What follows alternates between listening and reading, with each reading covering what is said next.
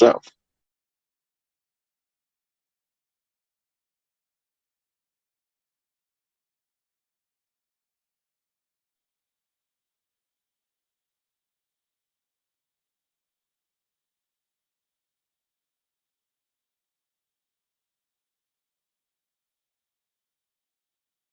I'm a local truck driver, and I live in Kansas.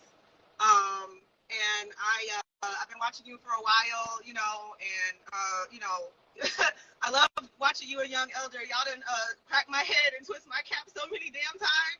Oh my God, I can't believe I'm on here. So like, I don't know, I just have like a little bit a question. I don't know, I'm gonna just say it.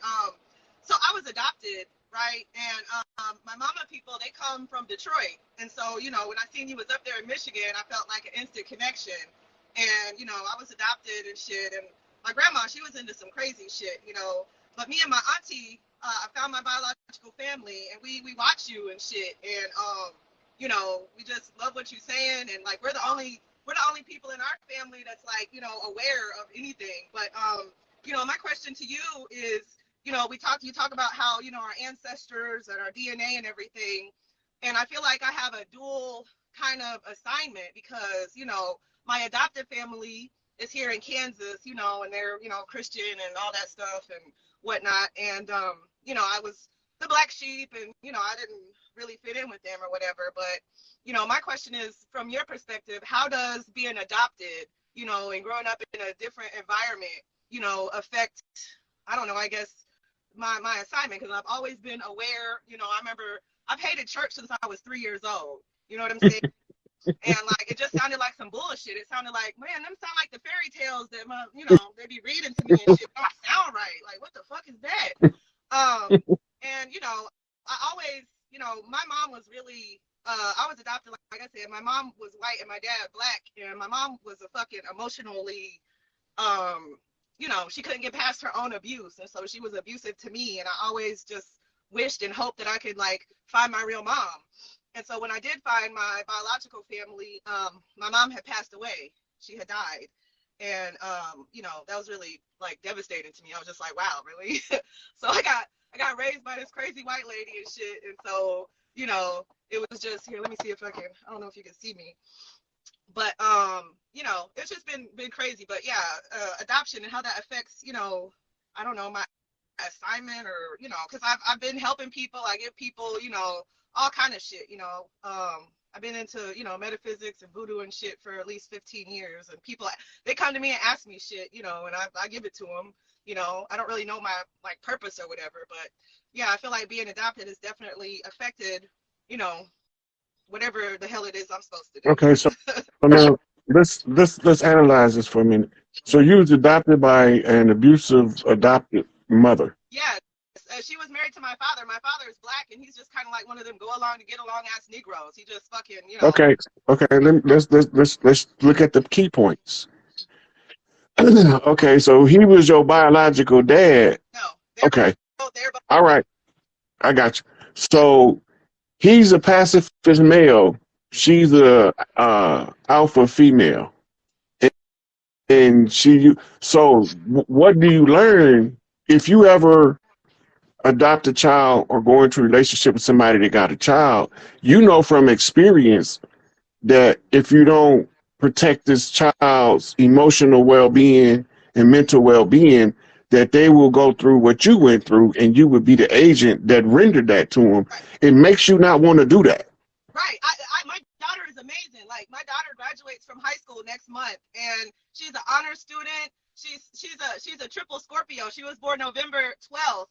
And she's so fucking amazing and smart. She's an artist. Like, she blows my mind because, I mean, I appreciate the lessons from my mom of what not to do because I didn't do it. I wasn't perfect, you know, because I was dealing with my own mental and emotional issues. But I could never think of, you know, I remember giving birth to her. The day I gave birth to her, like, you know, I remember sitting in the church and people would get all, oh, you know, the Holy Ghost and shit, crying and jumping around over Jesus. And I never understood that shit. But I tell you what, when I gave birth to my daughter, that shit made me want to jump around and flip around and cry and say thank you. You know what I'm saying? I like, it was such a Everything that you learn, right, from that you don't want to perpetuate, you don't know it. But that lady that was your stepmother, you breaking her generational curses for her by not repeating.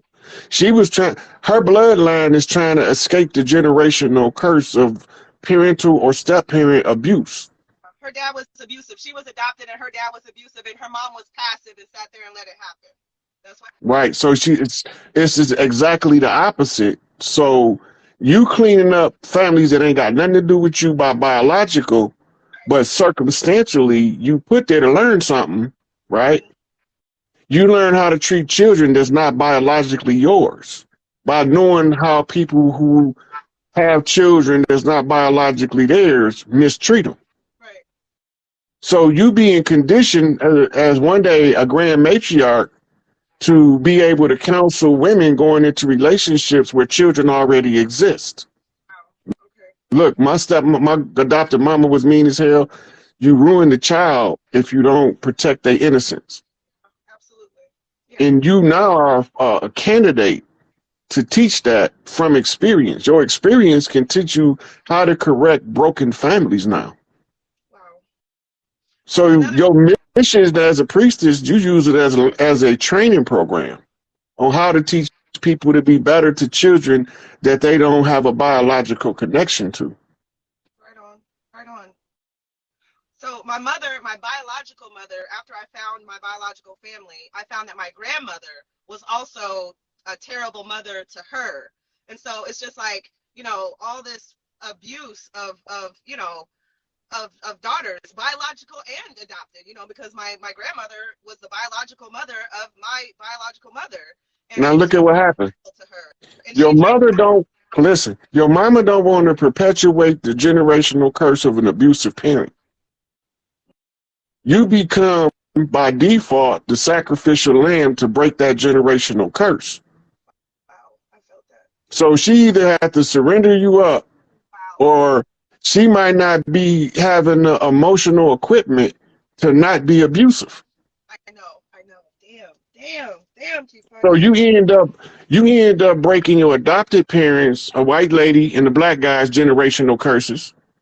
You end up breaking your grandmama and your mama's generational curses in a direct line, all by being sacrificed as an adopted child. Wow. So you be breaking generational curses to people that ain't even from your clan, but you still doing it out of the goodness of who you are. That's your book of life.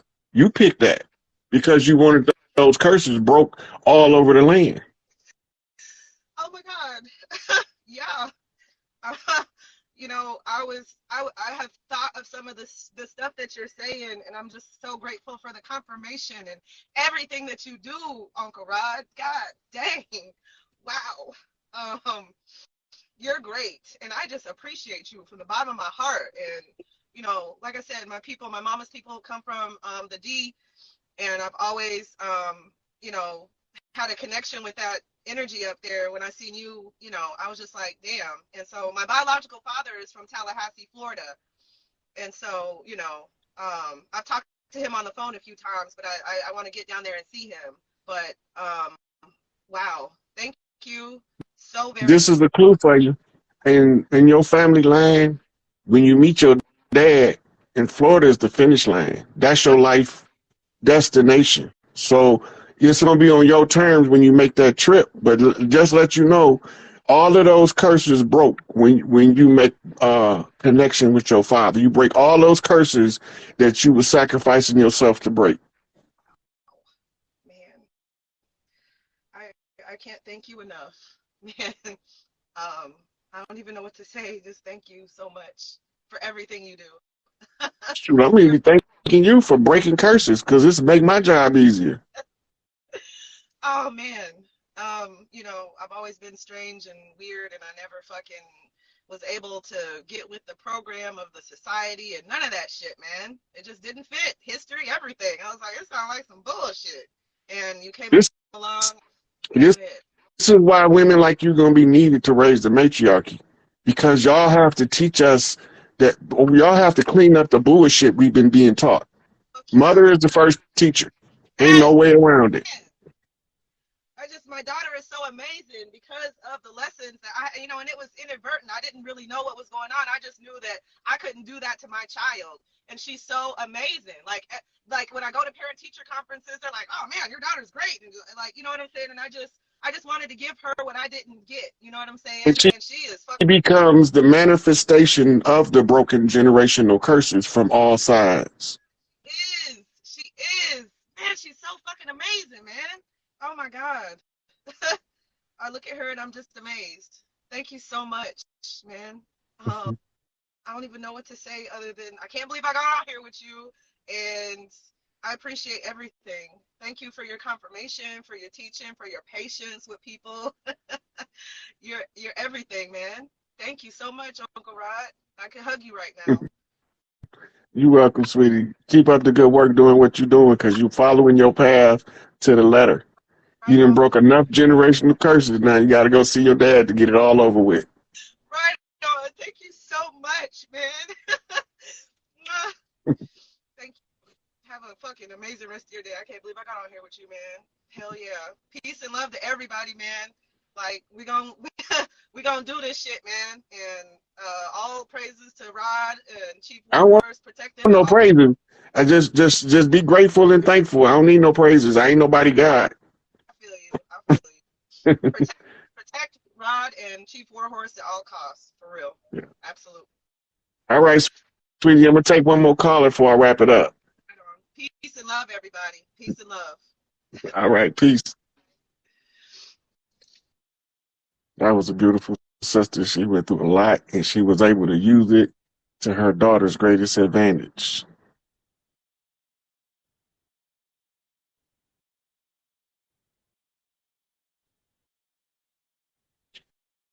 This is when you see the fruition of the works that the people that's from the land go through to clean up the generational curses of even visitor families to the land. We don't want that negative energy over here. And some of us suffer just so we can be able to get rid of the negative energy. That's why mama say sometimes the good got to suffer with the bad. It ain't that the good was doing anything wrong, but the good have to fix the problem, because the bad just gonna keep corrupting the system. And this is why only way that we gonna get up from under the condition is by each one teach one. And that was a perfect example.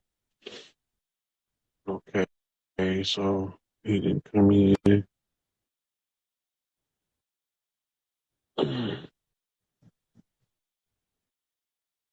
I haven't been going to the questions in the question bar because I've been taking callers. Hey, sweetie.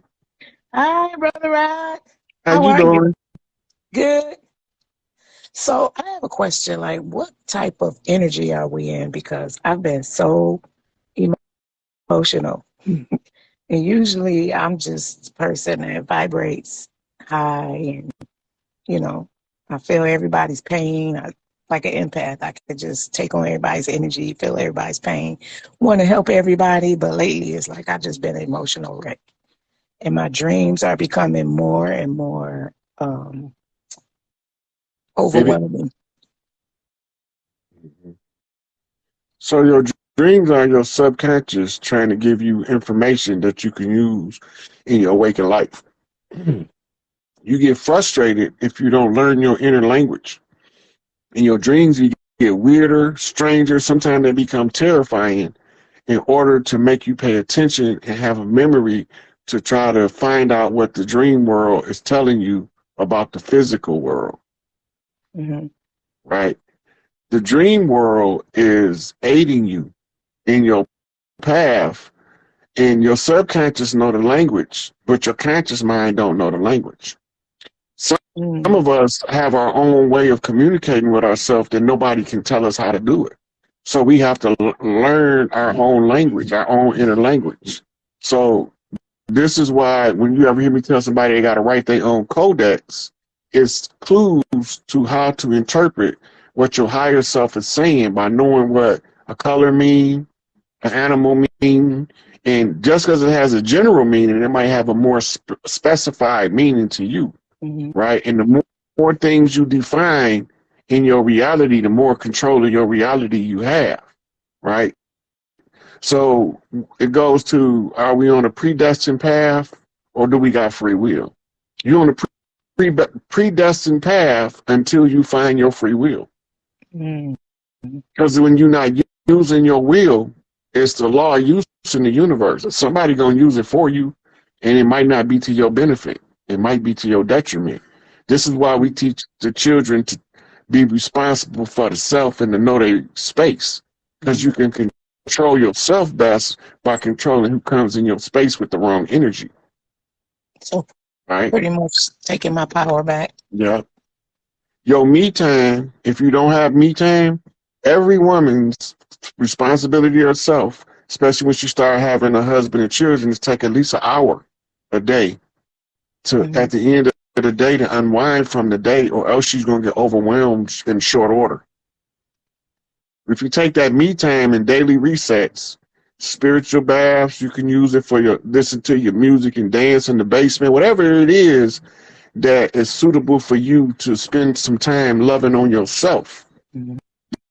This is going to empower you to be stronger in dealing with others. And they don't want you to know that. That's why I'm telling you. Because I know they don't want you to know. I've been going to the water every day last couple of days. And that's where you can get your spiritual messages the strongest, at the sides of the water. You know, my mama used to tell us we going fishing. She teaches us how to fish. We went fishing damn near every day when we didn't have no money, because that's how we ate. But in retrospect, my mama used to be out there meditating on the water, getting spiritual messages in order to properly guide her children. She learned that from her father. My grandfather was one of the biggest medicine men in the country. People came as far away as Canada and South America to have him mix them healing herbs. That's my mama's daddy. Right? He was the high chief. His territory, they didn't divide his land up now, but we traced it all the way back to his wife. When he passed, got deceived by bankers and they tricked her out of the land. I think they gave her like $15 for like over 100 and something thousand acres. You know, so she really didn't know what they was doing or what she had or what she was giving up, right? But he was protected before that by his organic status to the land. They couldn't take his land. Now you got Macomb, Mississippi built on his land, Tylertown, Magnolia, Sunflower, all that's on my grandfather's land, right? On my mama's side, right?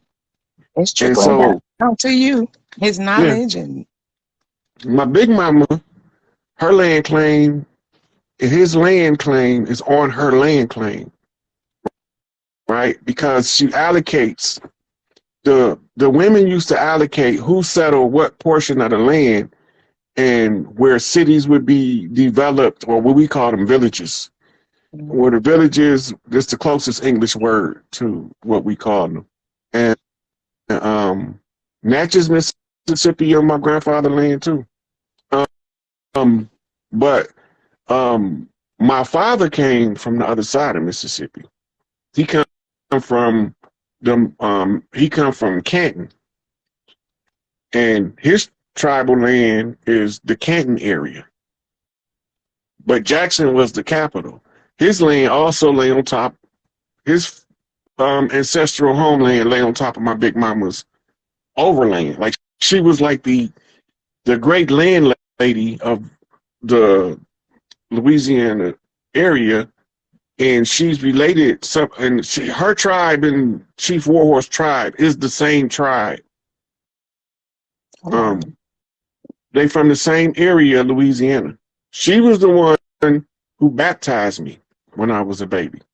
Now, my mama, the one who took the responsibility to teach me to read the codes, right? And my father, I never knew he was even involved in teaching me codes until he was gone, and I couldn't even say nothing to him about it because I didn't see it like I did with my mama.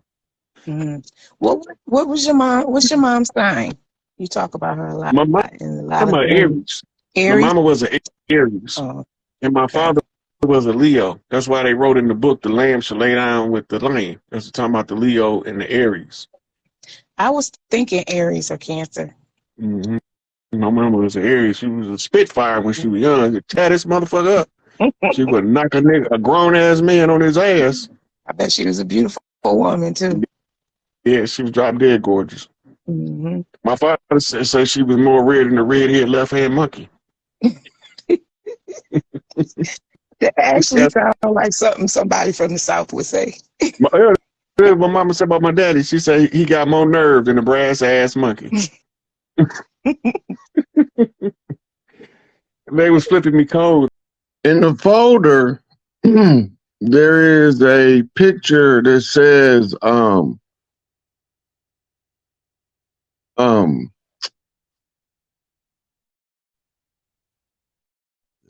go to the folder. I'm trying to remember what it say. I got you right here. I'm pulling it up right now. I got every single receipt that you sent me, and I got another video too. That other video, you want to roll that one?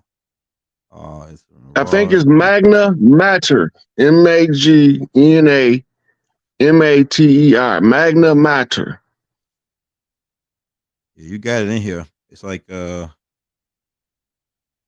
it's gonna be up in here somewhere. One of these pictures. Was it a writing? There's gonna be a headline on one of those pictures you just passed. Okay, all right. You see those with the writing on them? Yeah. Okay. Not the images, the ones that look like articles. Okay, here we go right here. In there, yeah. Look at them bad sisters there. Look at them. Hey, we got some beautiful. Okay, I'm not sure what this one is, but whatever it is, we're gonna deal with it. All right, let me get to what you're talking about. Okay. Seen it in there. Okay. Yeah. But shoot. Yeah, this one right here about the yeah.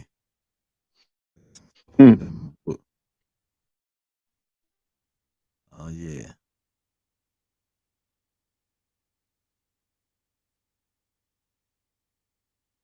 Oh look, man, I know you sent it to me, bro. Is that right? No, that's the book right there.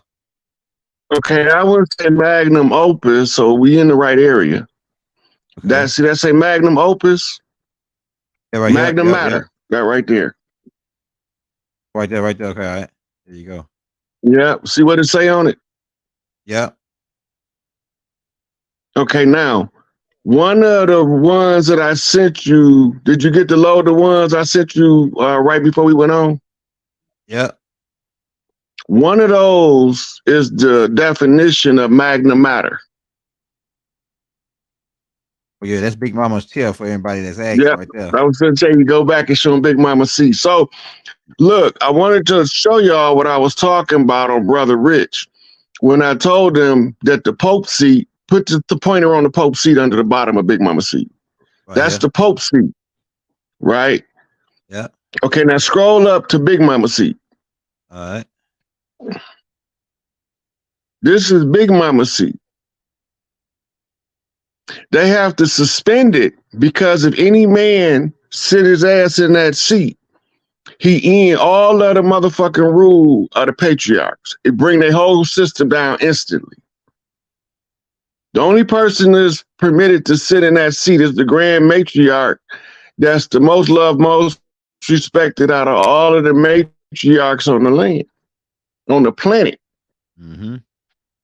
This is the high seat. So they stole this. Now remember, when Alexander in Greece ruled, he conquered Egypt, right? Mm-hmm. Alexander is the son of Zeus, right? Okay. Zeus is Enlil. Go ahead. Right? So when I tell everybody that Enlil's children came to supplant and undermine the earthborn, they trying to steal the birthright of the women. That's to restore this seat back to honor and back to prominence. Everywhere you look around the world, there is a suppressed great mother, right? Mm-hmm. Which takes us to the magna mater. Latin. And what it means is great mother. So the great mother seat, this is also called the Black Madonna seat, but there's no Black Madonna sitting in it. Right? So the codes unravel the codes to put the great mother back on her seat. Right? The Magna Mater produced something called the Magna Carta, which is the Great Charter under King John. So let's see if we got. I sent you those receipts. We about to go over them. Yeah. Hey, something else before we go. Raw. Okay, could you break down this part? All right, so they got a baby down. I guess that's supposed to be some angels or something pointing up. Then they got these 4 guys holding the seat up. Then they got these little.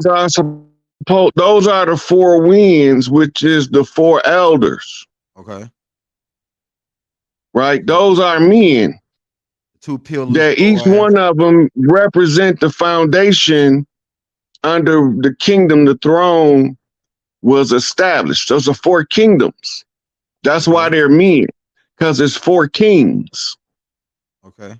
To raise the great mother takes 4 kings. Okay. So the 4 kingdoms come together to raise the 5th empire of the great mother. Okay. Right? They call that the magnum opus, the great work. I sent you that too. Yeah, I got the that. goal is the one that's not up there, right? Because remember, it was 3 of them crucified. 1 of them got away. Mm-hmm. Okay, so the one that got away got to come back and redeem the other 3. This is the one that they called the little drummer boy become the drum major to take the lead. Mm. All right, so this is all in the codes of the literature of all of the collected secret societies. But once you get into the occult, you find out all of the secrets is out in the open. And when you read them out to the people like we doing now, remember Noble Drew Ali? Remember the picture, Uplift Fallen Humanity? Yeah, I got you. I think I might, I can probably pull it up. Send out the last photo we just did. Mm-hmm. So at the end, it's going to be 4 chiefs or 4 kings. Mm-hmm. The 4 kings is going to come together to raise the throne of the great mother. The 4 kings represent 4 kingdoms. The 4 kingdoms in the lodges represent the 4 corners of the earth. Okay. Right? In the zodiac, they the 4 winds. Okay. And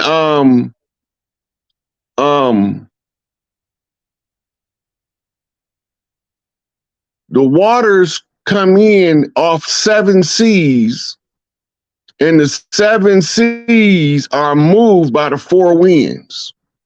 Okay. Right? Now, 7 seas is 33, 33, 33, and a third. Okay. That's 4 masters flipping off a 2-ball cane. Go ahead. Right? So the flip is the raise. The raise is to secure the position of. The pretender to the throne is the rightful heir. Okay. The rightful heir is then redeemed by finding the fallen kings. So if we go to who are the fallen kings, we had 2 blue and 1 red and 1 MIA. The 3 kings have to be called forward by the 4th. Right? Okay. Now the 4th one have to be the red man. Now they represent the 4 animals in the book of Revelations. Yeah, I remember. Right? Because you got the one with the head of a cow. Right? That's Taurus on the zodiac flip. And it's also the zodiac or the zoo type, which is the totem of Chief Malik Angel Bay. Okay. Fire. All right. Then you have the eagle, right? Which is the strong eagle. And the strong eagle is the leader of the eagle clans. Okay. That represents another king, another chief off the blue house. That would have to be Malachi Z. York, Chief Black Eagle. Yeah, Thunderbird. right? So Yeah. then you have one that's the lion. The lion is the one who roars or speaks with powerful authority, Mm-hmm. right? Mm-hmm. And he has the strength to back it up, Mm-hmm. right? So he's the spokesman, the lion that represents Larry Hoover, Mm-hmm. right? Now, the last one is the red man, which they call the long face. The long face is the title for the chief with the long face, as opposed to the chief with the round face. Okay. But the chief with the round face is the chief who bumps the chief with the left face, or with the long face, I mean, right? Okay. So to pass it, the way that we get other chiefs involved in this struggle of liberation is we have to jump them in. Okay. Right? I got jumped in by one of my homeboys named Sugar Bang, James Love. Okay. Right? He came in because he had to demonstrate what happened. He came in hostile off of a left bump, then disappeared. Yeah. Okay. All right. Okay, so now he just told me the clue. Remember what W. Ali told us in the picture? Okay, go ahead. They came in hostile on the left bump. Oh, yeah. Okay. All right. Go ahead. They hit us high. Yeah. Right. So Bang got to give me the secret. That's the secret. That's the key. That's the master knot.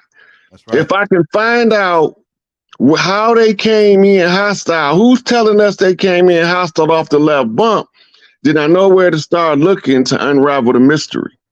Okay. So Noble Drew Ali in the picture said they came in hostile off the left bump. Yeah. That's right. Right. And then he told me that the angel came and took the key away, Angel Bay.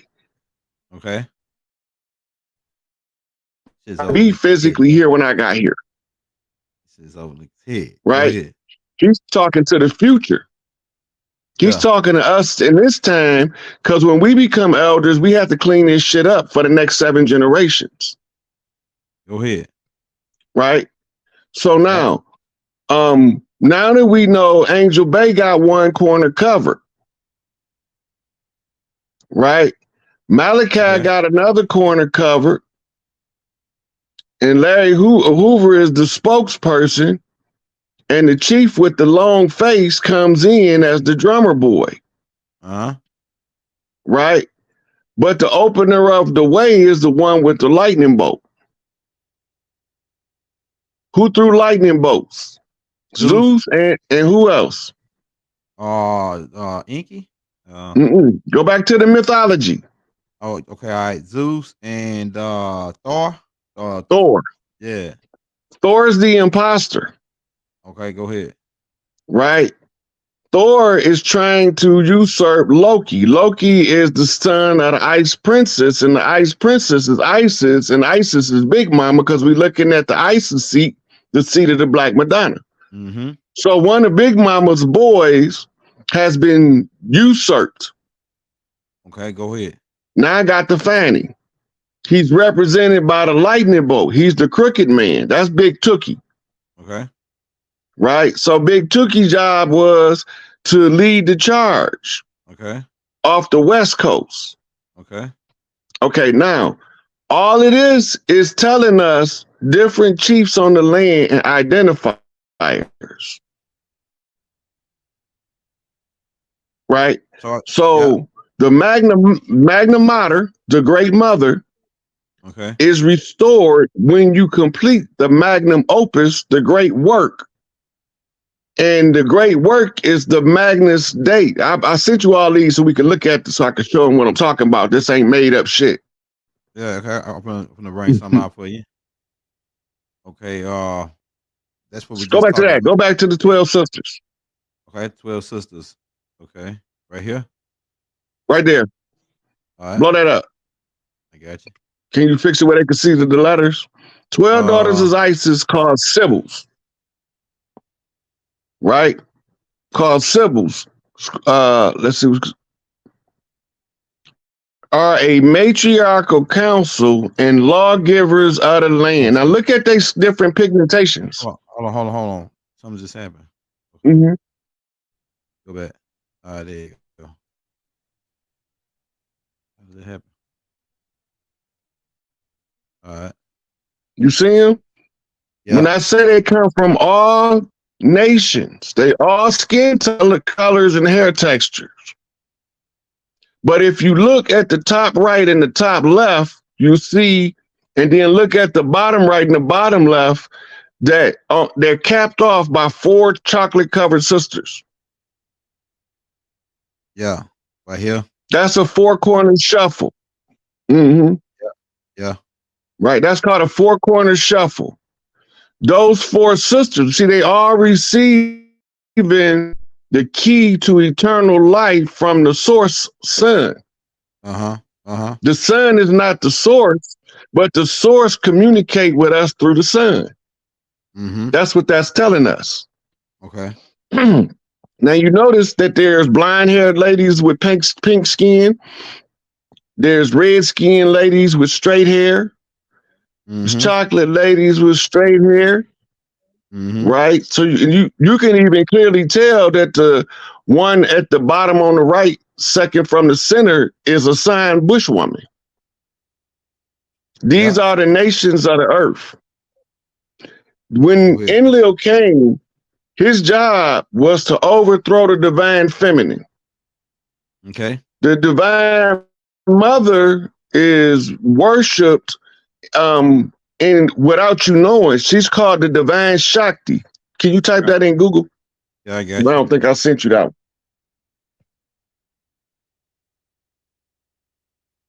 The divine Shakti. Yeah, SHAKTI.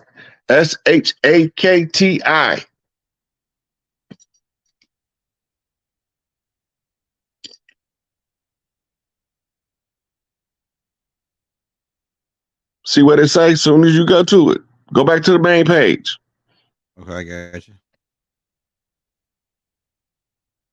See what that say? The power of the feminine.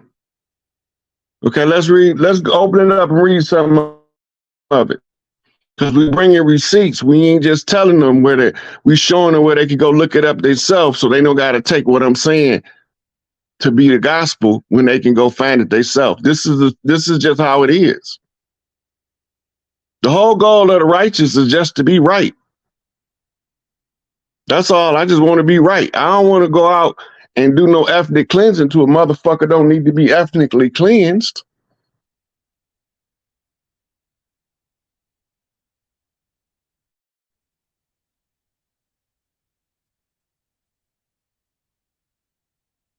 Hey, can you hear me? Can you hear me?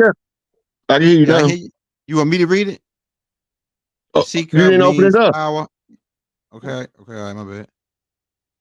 I thought you want me to read this top part right here.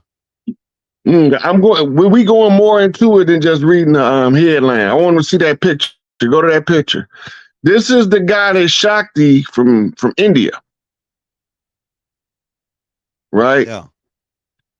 So Shakti is personified divine feminine. In the African powers, she is the manifestation of Oshun. Right? And in Europe, she's Diana. In India, I mean in Syria, in the Middle East, she's Ishtar or Inanna. Right? Now let's scroll down and read some of it. Can you see it? I can't see it good enough to read it. Yeah, a little bit. Goddess worship is one of the longest standing religions traditionally in Hinduism. Arthur Basham, a well-known historian of India, wrote, "These themes of Shikti, how you say her name? Say that Shakti. name again, Rod. Shakti. It's pronounced Shakti. Shakti perhaps grew out of the conflict and eventually compromised between a compromise between a powerful matriarch culture that existed in India before the Aryans migrated 2500 BCE, and the male dominated society of the Aryans, the mother Stop right goddess. there. Okay. Who are the Aryans? The Aryans are the people from the blonde hair, blue eyed people. No. Go ahead. Type them in. They're gonna show you some people in India. Okay. I got you. Oh yeah, I know. I know who the Aryans is now. It came to me. Go to They images. are Hindu. They are Hindu people, or people in India. All right. Scroll down till you get an actual photograph of what they look like in modern times. Okay, I got you. Right here. That's what they look Yep. like right here. Yep. Do them look like Europeans? Nah. So why we call them Aryans? These Enlil's children from his earthborn wife. The people whose throne they took was Enki's children. Take out Aryan and put in Dravidian. All right, I got you. Here got some better pictures of what they look like. You can look at some more. We can look at a couple more because we want them to get an understanding of what we're talking about. Because I'm trying to make this shit clear. They kind of look like the $5 Indians a little bit. Remember, I told you that one of the people that they went to war with was Hindus. Yeah. That's exactly what you're looking at. This the kind that I was talking about when I said Aryans. When I was thinking about the Aryans, these are the ones I look kind of thinking about. They actually now type before we go to Dravidians, type in the royal family of India. All right.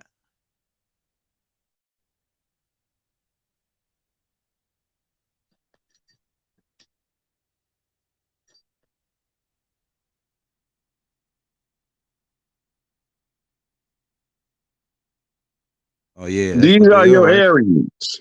Yep, these are your Aryan race. These are the children of Enlil that was put on top of the caste system. That's why they can't be removed from power. The caste system is the scroll of government. They use racism over here. Now watch what they do over there. Type in the Dravidians of India.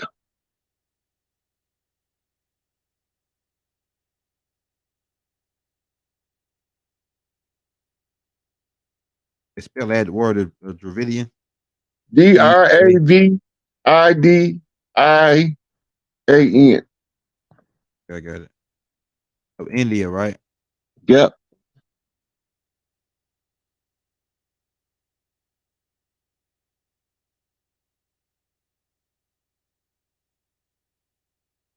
Hold on, let me Put people behind Dravidian. That's what I was thinking. Can you see that, Rod? Drastic difference in skin tone, but keep scrolling and make the ones. Yeah, right here. Those right are here. in the middle. That class was in the middle. Okay. Here we go. Right here. This might be a good one right here. Okay. That's not them. Those are Aryans. Oh. Dravidians. Okay. Dravidians they look like us. They got afros. Okay. All right. Hold up, then. Hold up, Rod. It's Dravidian. Is that how it's spelled? Yeah, that's how it's spelled. Okay, take of India out and just leave people be in there. Okay, I got you.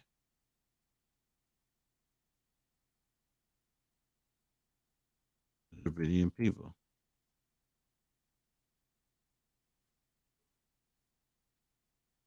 That pulls up some kind of castle.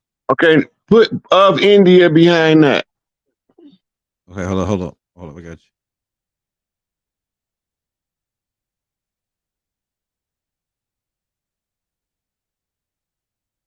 Say look dark with afros. Hold up, I got you. Were they tall people? They look like the Jackson 5 when you find them. Yeah. Hold on. What about these people? If you click that picture, it might open up the page with them on there. Yep, there they go. The fuzzy wuzzy looking dudes. Yeah. Yeah. Right there. Like him, right? Like him. Bro. Scroll down. They literally got big nose and afros. They not showing them for some reason. They ain't coming up.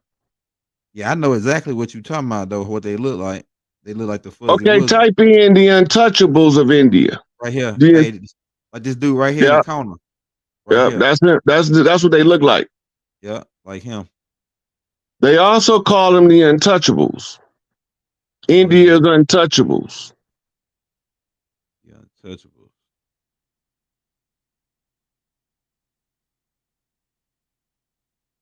Now we getting somewhere. Yeah, I think we might be right on here. They go right here, Rod. I think that's them right there. Yeah, that's them. Right there. That's exactly what they look like right there. The fuzzy now they are the ones who is supposed to be in the palaces of India. Just like we ain't in the palaces in America, run out of finance. Now we have to be able to protect the people using the National Guard because the police is policy enforcers. The copper tops. Right. We forgot why we called them cops. The copper tops, because they wore those copper badges that identified them as hostile forces on the land. We began to believe they was the legal jurisdiction of law enforcement. They wasn't. The tribes was. It's all tribal land. But they tricked us into thinking that it was something else. They ran a Ponzi scheme on us, and now it's collapsing on their finances. How we get back in control? What's the steps now that we know what's going on, or the leaders know? What are some of the steps that we need to take to really take the steps to be, take our rightful place? It's each one teach one at this point, but we past trying to wake somebody up. Right. But what we can do is start making connections with family members you don't talk to on a regular basis. Okay. Right, because you might need to call them later. Right. Yeah. All right, Money. We'll appreciate your call. I'm gonna take another one, see if I can get some more information out to the people as best I can. As always, I appreciate you. Keep doing what you're doing. We love you. Peace, God. Peace, God.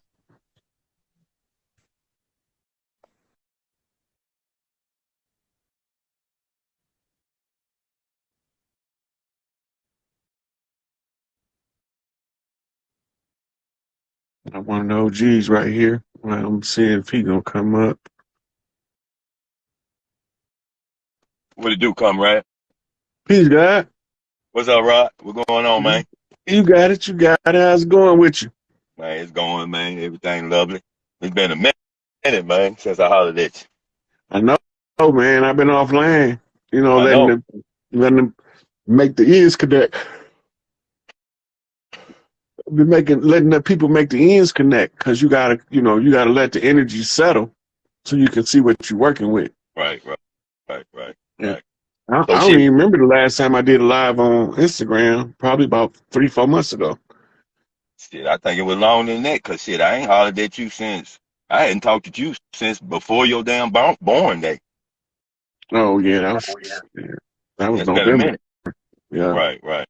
So you already answered one question I wanted to ask you about that July deadline, right? Mm-hmm. So, I mean, does that mean that so if they're gonna run out of money, is that gonna be affecting people's JOBs? Yep. So the motherfuckers just gonna shut down then, right? Everything gonna end up having to shut down. Ain't that a bitch? Unless the people willing to work for free. Hell no, you know that shit ain't finna happen. So shit, it would be more due if the people who really are in this fucking journey to just fucking quit them motherfuckers anyway right now. I said that 3 years ago. I already know. So you putting confirmation on what we should have been doing a long time ago. But you gotta keep in mind, 3 years ago, I wasn't even in most of these people's peripheral vision, let alone their direct sight. Yeah, dig You that. know, I had to put out such extreme volume of information that they have to come across it, right, over time. And I had to cross so many patterns on the way that the algorithms work for enough people to see what I'm talking about. Then I got to talk to people on different levels of understanding, on different topics, different subject matter, right? And this requires a long toil of information, outformation, transfer, right? And that's what takes the time for us to be prepared to go back to our culture and our people, because somebody had to be able to get the understanding clear enough as to how we got infiltrated and undermined, and why they want us to think that we from somewhere else, and why they replace us with people they brought over here as slaves, right? And so using the information that's in the public domain, I can use it as the reference source in order to make it clear to the people what I see. Everybody ain't supposed to agree with me, but everybody supposed to check out what I'm saying and find out, are you disagreeing just to be disagreeable, or do you disagree because we got a fundamental perspective difference? You see from one angle, I see from another. If we disagreeing on them lines, you can merge perspectives. Right. You can close in on the perspectives, because you can get to see more spectrums between the two as y'all negotiate why you see it from your perspective and I see it from mine. Right. And that's how this is all with the communication systems of our people is on different levels. Everybody ain't on the same level. So when I talk a certain way, sometimes I talk over people's head. That wasn't for them. It was for the people that was over their head. And then some people, sometimes it sounds like I would say what they dumb down. Not that I'm dumbing down. I'm talking to a people that's linguistic grasp for this English language is not as high as a lawyer or a doctor, right? So I could go talk legalese to people that study civics and law. I can't talk legalese to people that study Kentucky Fried Chicken and Popeyes Shit. and the hoochies that hang out there. Ain't hearing that.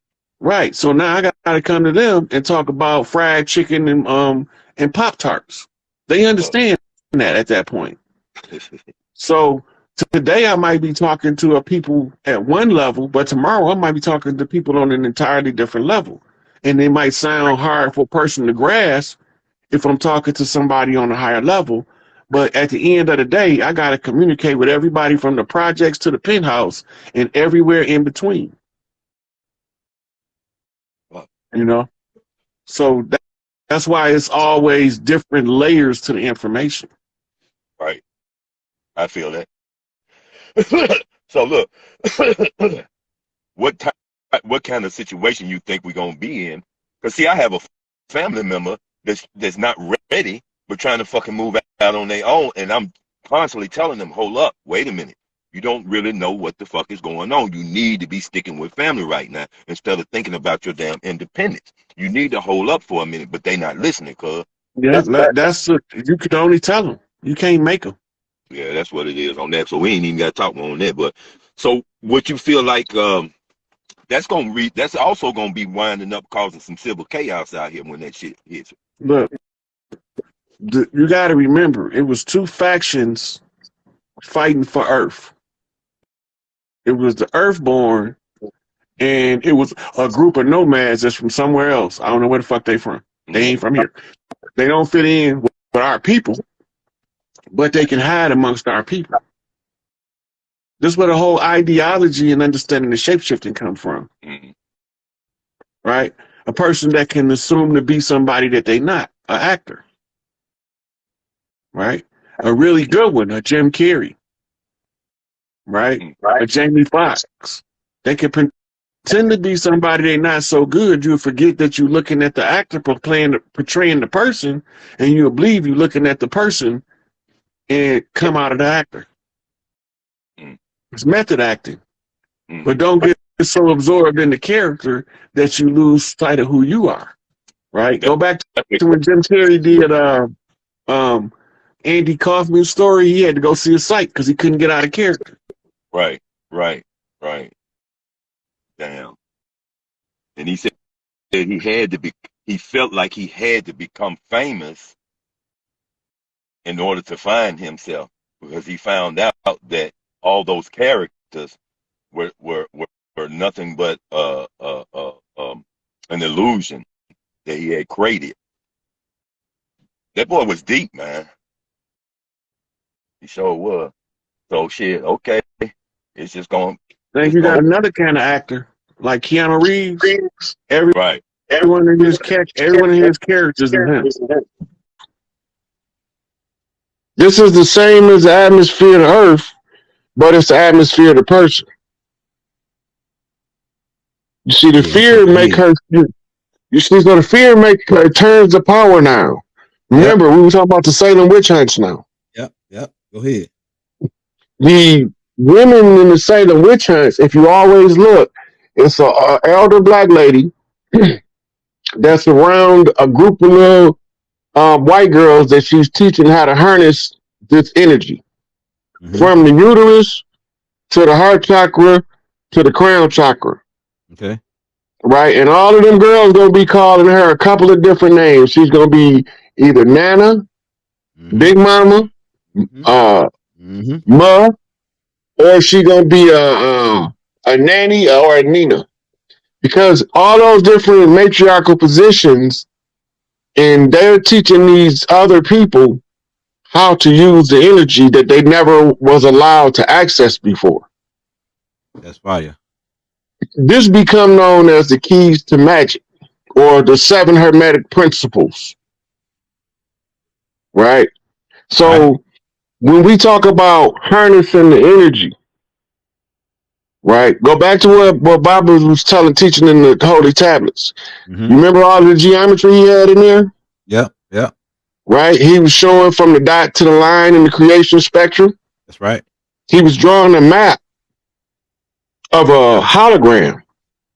Okay. Because when you program in a hologram, the hologram started from the dot. The dot got to be connected on a straight line to an alternating source on another straight line on a parallel trajectory. Okay, go ahead. Right? And when it feeds the information back across the 2 straight lines, it projects a 3D image, a hologram. Okay. So all this is our minds collectively coming in to produce the hologram of what we call reality. But we made the agreement before we came into human form, because when we came into human form that the misery could become addictive like crack cocaine. Man. And in the misery, we absorb more of the fear. Wow. Right? So now, remember what our shoes used to be made out of? They was made out of skins. That's right. Now what they made out of? Rubber, right? Yep, rubber. It's cut you off from the earth. Right? Some of the clans wore wooden bottom shoes because the wood still transmitted the grounding energy of the earth through the feet of the women to keep them from being mind controlled by a retarded ass man. Go ahead. Right? Because if she stay grounded, that fear that he living in is going to start to expand. Because he's trying to get strong enough to draw her out of that same fear. The man want to take the lead, right? So as he level up, she make him level up again. What is this doing?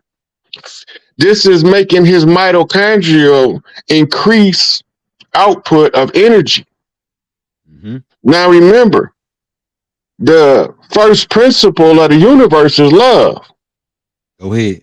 That's right. Okay, in first principle, if you're going to be a creator, you have to go back to the first principle. Right? So that's what Larry Hoover tell us. The first principle of the universe is love. And embrace that.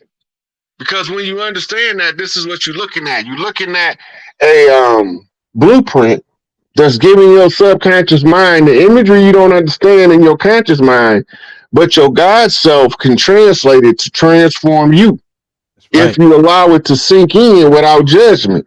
Because as soon as you put judgment on it, the judgment causes you to restrict and fear. Go ahead. But when you recognize that all things is happening within you, happening in the world, they just, because all parts of the hologram is an equal part of the whole. Go ahead. I'm with you. This fire. Right? So when you go through the internal dialogue with the internal self and realign, you start to cause that expansion. Right? This is why they tell you, don't be laying up under them girls while you young. Fuck you up. Short your circuit out. Because you don't know how to release the energy to be in the moment yet. You still what they call wild and free. Okay, go ahead. The mind is untamed. Your psycho mile, your monkey mind is going crazy, and you following it, but you watching for the snakes, and the snakes is the wisdom. Go ahead. Right? So when one wise woman whisper one wise word to you, she's giving you a message from a whole generation of wise women.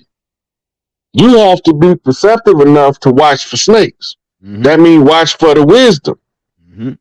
Right?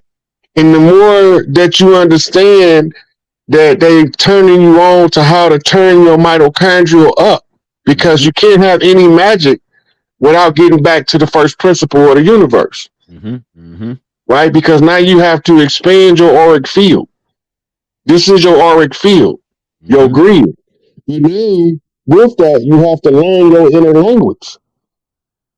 You don't know your inner language until you learn how to communicate with yourself, higher self to lower self. And this is why we teach tarot card reading. Tarot shell readings. Flip the shells. You just using that for your subconscious mind to give your conscious mind a frame of reference so you can translate what you sensing into something you can explain to somebody else. Fire. Right? And this is where we get into the magic of the chi. Because as you expand that field right there that we're looking at, you're starting to expand your chi.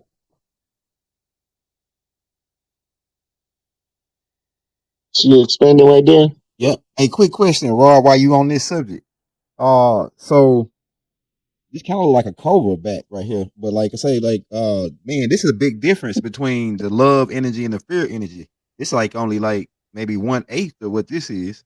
1/8 of the energy. Yeah. So this is the touch the hem of his garment. The explanation. Okay. All right. Okay, so when Isis walked past you, her energy output of mitochondrial resonance is healing and restorative to origin. Okay. The lady had been bleeding, vaginal bleeding, and she was suffering. Okay. She spent all her money on the doctors. They couldn't help her. Okay. The witch doctors couldn't help her. Right? But she heard Mother Isis was coming to town. They tell us it was Jesus. Yeah. And she said when they went past, she didn't even care to have a conversation, check up on her. She didn't know that if she can get close enough to get into this field, right, that she would be deep enough inside the energy field to be healed. Okay, go ahead. Uterus to uterus. This is why women's healing circles are so important. Go ahead. Write that down. Right? So when she touched the hem of her garment, I turned around and said, "Who touched me?"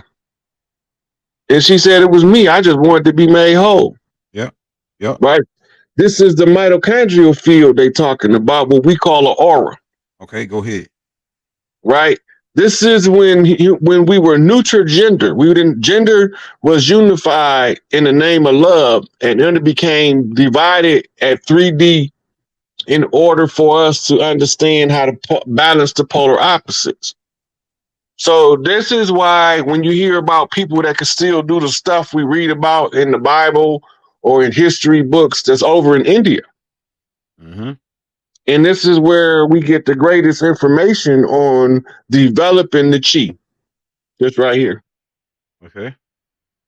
And they understand that developing the chi is tuning in to the love frequency. They trying to draw it directly from the earth, but the earth requires a man for optimum performance to gain it through a woman and tie both of them back to the earth. That's called a sacred union. So they ground it, and the woman can raise his chi energy without him going through 40 years of meditation in a cave in the Himalayas some goddamn where. Go ahead. Right? They call that sacred sexual energy harvesting. It's part of the sex magic understanding, and that's how they knew how to use sex magic to subjugate the children. Because trauma sex magic ties them into a low resonance, which allows the fear to conquer their life. And this is why you got people with unconquerable phobias now. They're using this chi harnessing of the root chakra. So Keep you vibrating in fight or flight mode. So the energy they be stealing from the kids, they be wanting them kids while they fresh and while they innocent, so they can steal the fresh energy from like the raw energy. Yep. And they corrupt them from being able to conquer them later. Wow. Right. So in India, they teach a lot of this stuff. Yeah. All the way to the right. All the way to the right. Right here. Right here, Rod. Mm-hmm. It's on the second row now, all the way to the left. All right, hold on. Right here, like all the way to the left. It's in the display case.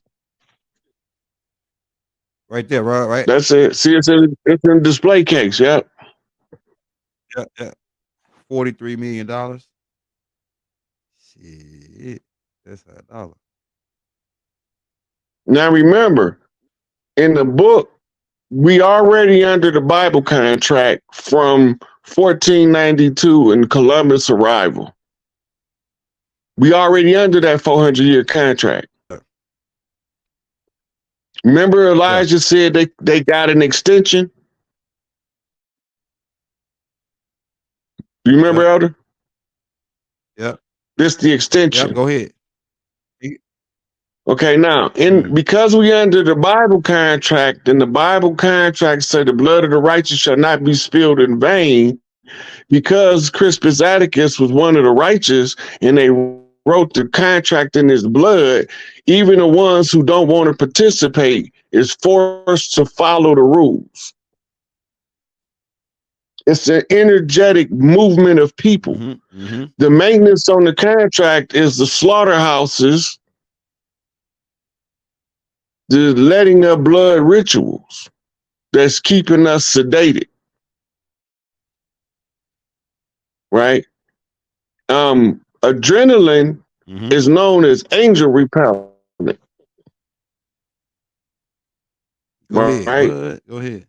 So your fear chokes the angel spirit out of the individual. The more he feared, the more he choked himself down.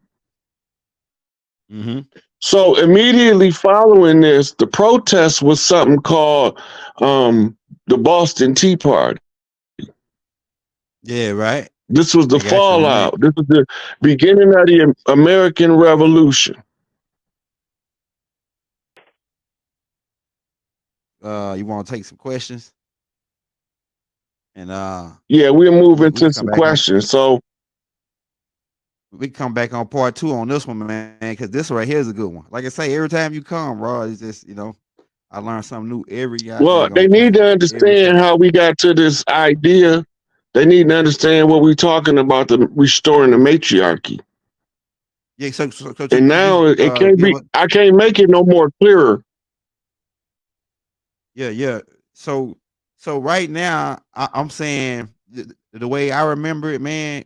As you telling me about this matriarch and everything, the way I remember it is that, and I saw this movie, a Native American movie, right? And the woman did all the talking. All the man did is just stand there and just, if you didn't listen to what she said, he was the force to say, okay, you don't want to listen to her. Now I gotta kick your ass. But if you listen to her, those women are those women are called chiefs.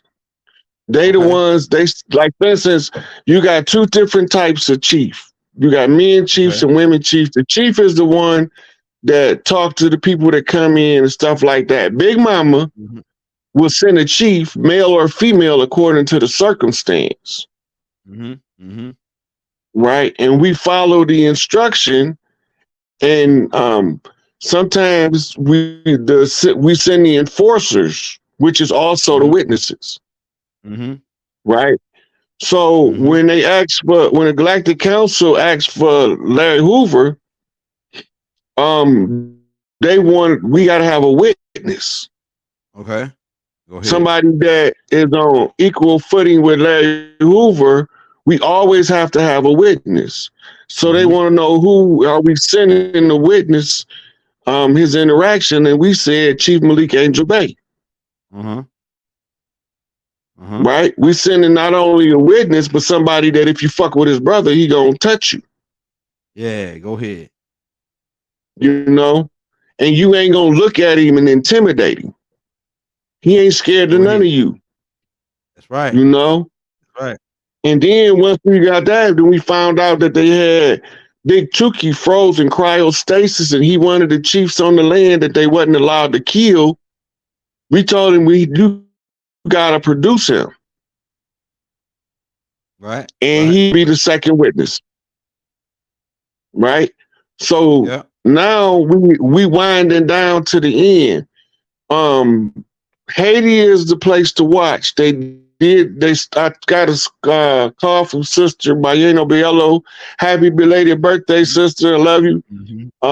She let me know that Haiti was on the road with taking care of their business and cleaning up their house. That was good news. Her birthday was yesterday, right? And my mama's birthday in 3 days, the 29th. Do the math.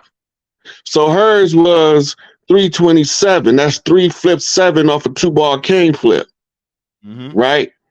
And the grandmother knock or a matriarch knock come off the motherland from my mama's birthday approaching on the crossroads knockback off a red house. On the 3 days to a resurrection on my mama's birthday to deliver a message that will let them know that we're about to restore the supreme matriarch, and we've already began, the stuff is in motion. It's actively in motion. We've identified the fakes and the frauds, the haters and the backbiters, the underminers, the crooks, the dirty players, the dirty hand. Everybody been taken care of, except the normal, everyday, I ain't had nothing to do with that ass people. Because they ain't had nothing to do with it. We won. Right. So we didn't come on ships. We was already here. We was here before here was here, because we built this shit. Elijah Muhammad said, who is God? The maker, the owner, the cream of the planet Earth, God of the universe, the Asiatic black man in us. Right? But I ain't Asiatic. I'm organic. And we was black by political position of opposition, by those who classified themselves as free white persons, and they were on the attack to usurp us. It's all played out by the Pope at the Vatican by sitting in his chair under the Great Mother's chair, knowing he can't sit on it. All he can do is block you from getting to it.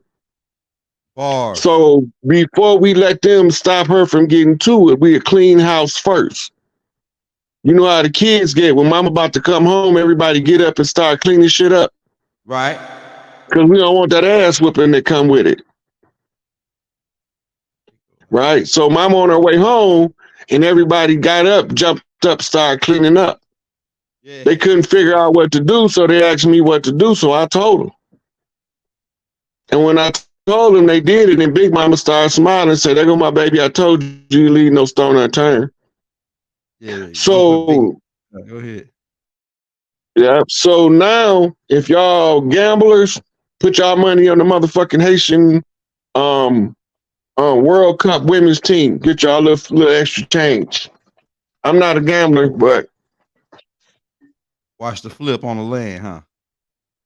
yeah, Hey, we everybody move, saying we moving the we moving the matriarchy back in power. No matter, a lot of the guys don't understand it, and they think that it's a bad idea to put the matriarchy back together. But what they don't know is, because it's ran with the children's interests as the first order of business for the next 7 generations, and the mothers just had to consider that in all of their political decisions. Once he realized that, it's going to change his interaction with the divine feminine, which is going to change his interaction with women. The value of men and women vary according to your personal development. You can't be a high value target doing low value shit.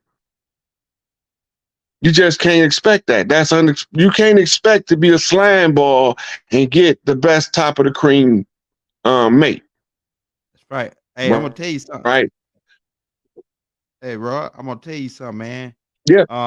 About this tape. This is a fire tape, man, because it make us, treat our women better. Like my wife, man. I'm telling you, when I treat her a certain way, I get the king response. When I treat her like a queen, she treat me like a king. You know what I'm saying? So like, I know people don't like the word king. We can get into that in the word queen, but I'm saying, yeah, like when you do your woman right, if you got a good woman, she should do you right in exchange, and y'all come out on top. I feel I'm doing Look, good right now.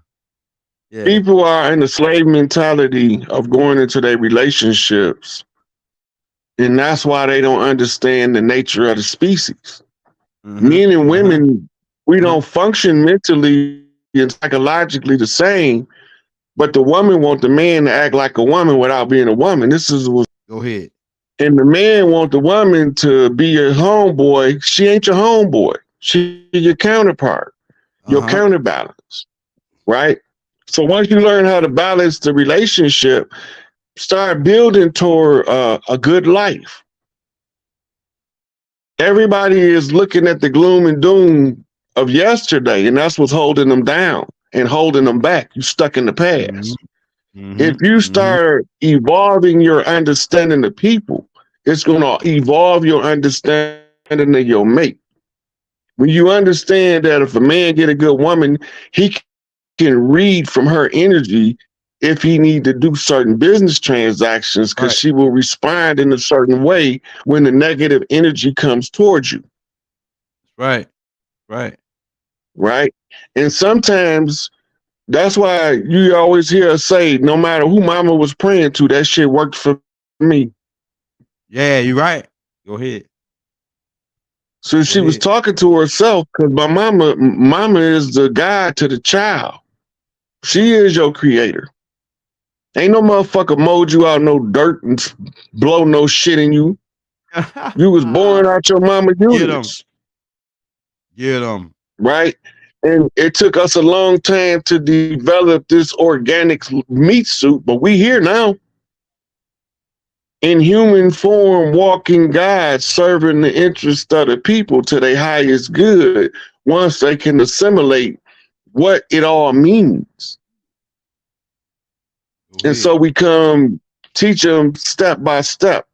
Everywhere you look on earth, before there was any male called God, God was a woman, the great mother. Go ahead. Right? You could call her by many different names, but at the end, it had to be a mother image to understand the God concept, and the concept of unconditional love, because it's the only place in nature that is naturally found. Mothers have unconditional love for offspring. Right? And that's why they came out with the Oedipus complex and the Electric complex, where you marry your opposing parent. No, you marry an archetype. That's why Jung had to come straighten it out. Right? When you realize that the love frequency of the heart connects all who love the same.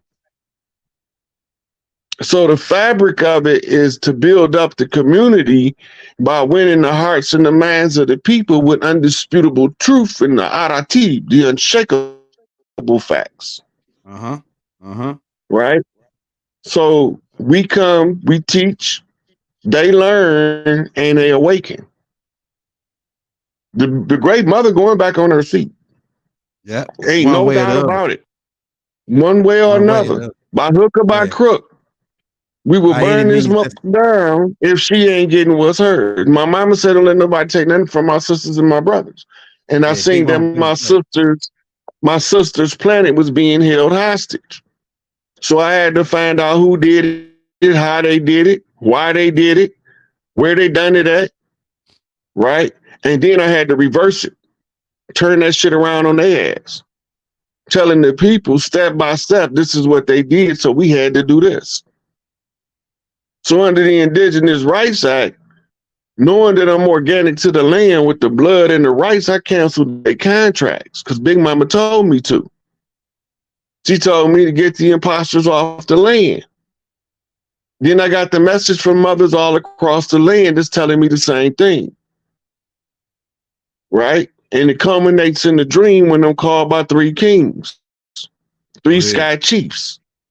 Go And the ahead. three sky chiefs is the three high chiefs that called the low chief to come up to the top and do some work. Go ahead. They call it sheep dipping in military science, taking a Okay. Go person ahead. from their specialty but using them where you need them in the time of war. Big Mama told him, y'all gonna keep pushing him to the side, but you're gonna need him sooner or later. And here I am. Yeah. I didn't gripe, bicker, complain. I just laid down my motherfucking hand and told the truth. No, Standing in big bump. position to right, letting thunder fly. So prepare for what y'all about to see because we almost to the grand finale now. We can go to Q&A from here, Elder. Hey man, people said they don't really got no questions. You done cracked heads and twist caps and put niggas in the comas, man, with this every time, like every little piece. It's just you steady building onto this building. I'm calling it the Roy Hayes building, right? I believe, hey Roy, I believe you one of the last masters I supposed to sit with. I supposed to sit with you to get this part. You one of the last masters. Now it's a like I'm on a whole nother level now with all the shit you've been giving me. I'm Man, on a whole nother level, bro. I can't wait to sit and talk to Malachi and Farrakhan, Larry Hoover, and Jeff Ford at the same time. Man, can you Man, now imagine that's that going conversation? man, I give my I'll be whole in check to see that. conversation on heaven. I'll give my whole check to see that I'll shit. be That's in gonna be conversation on heaven.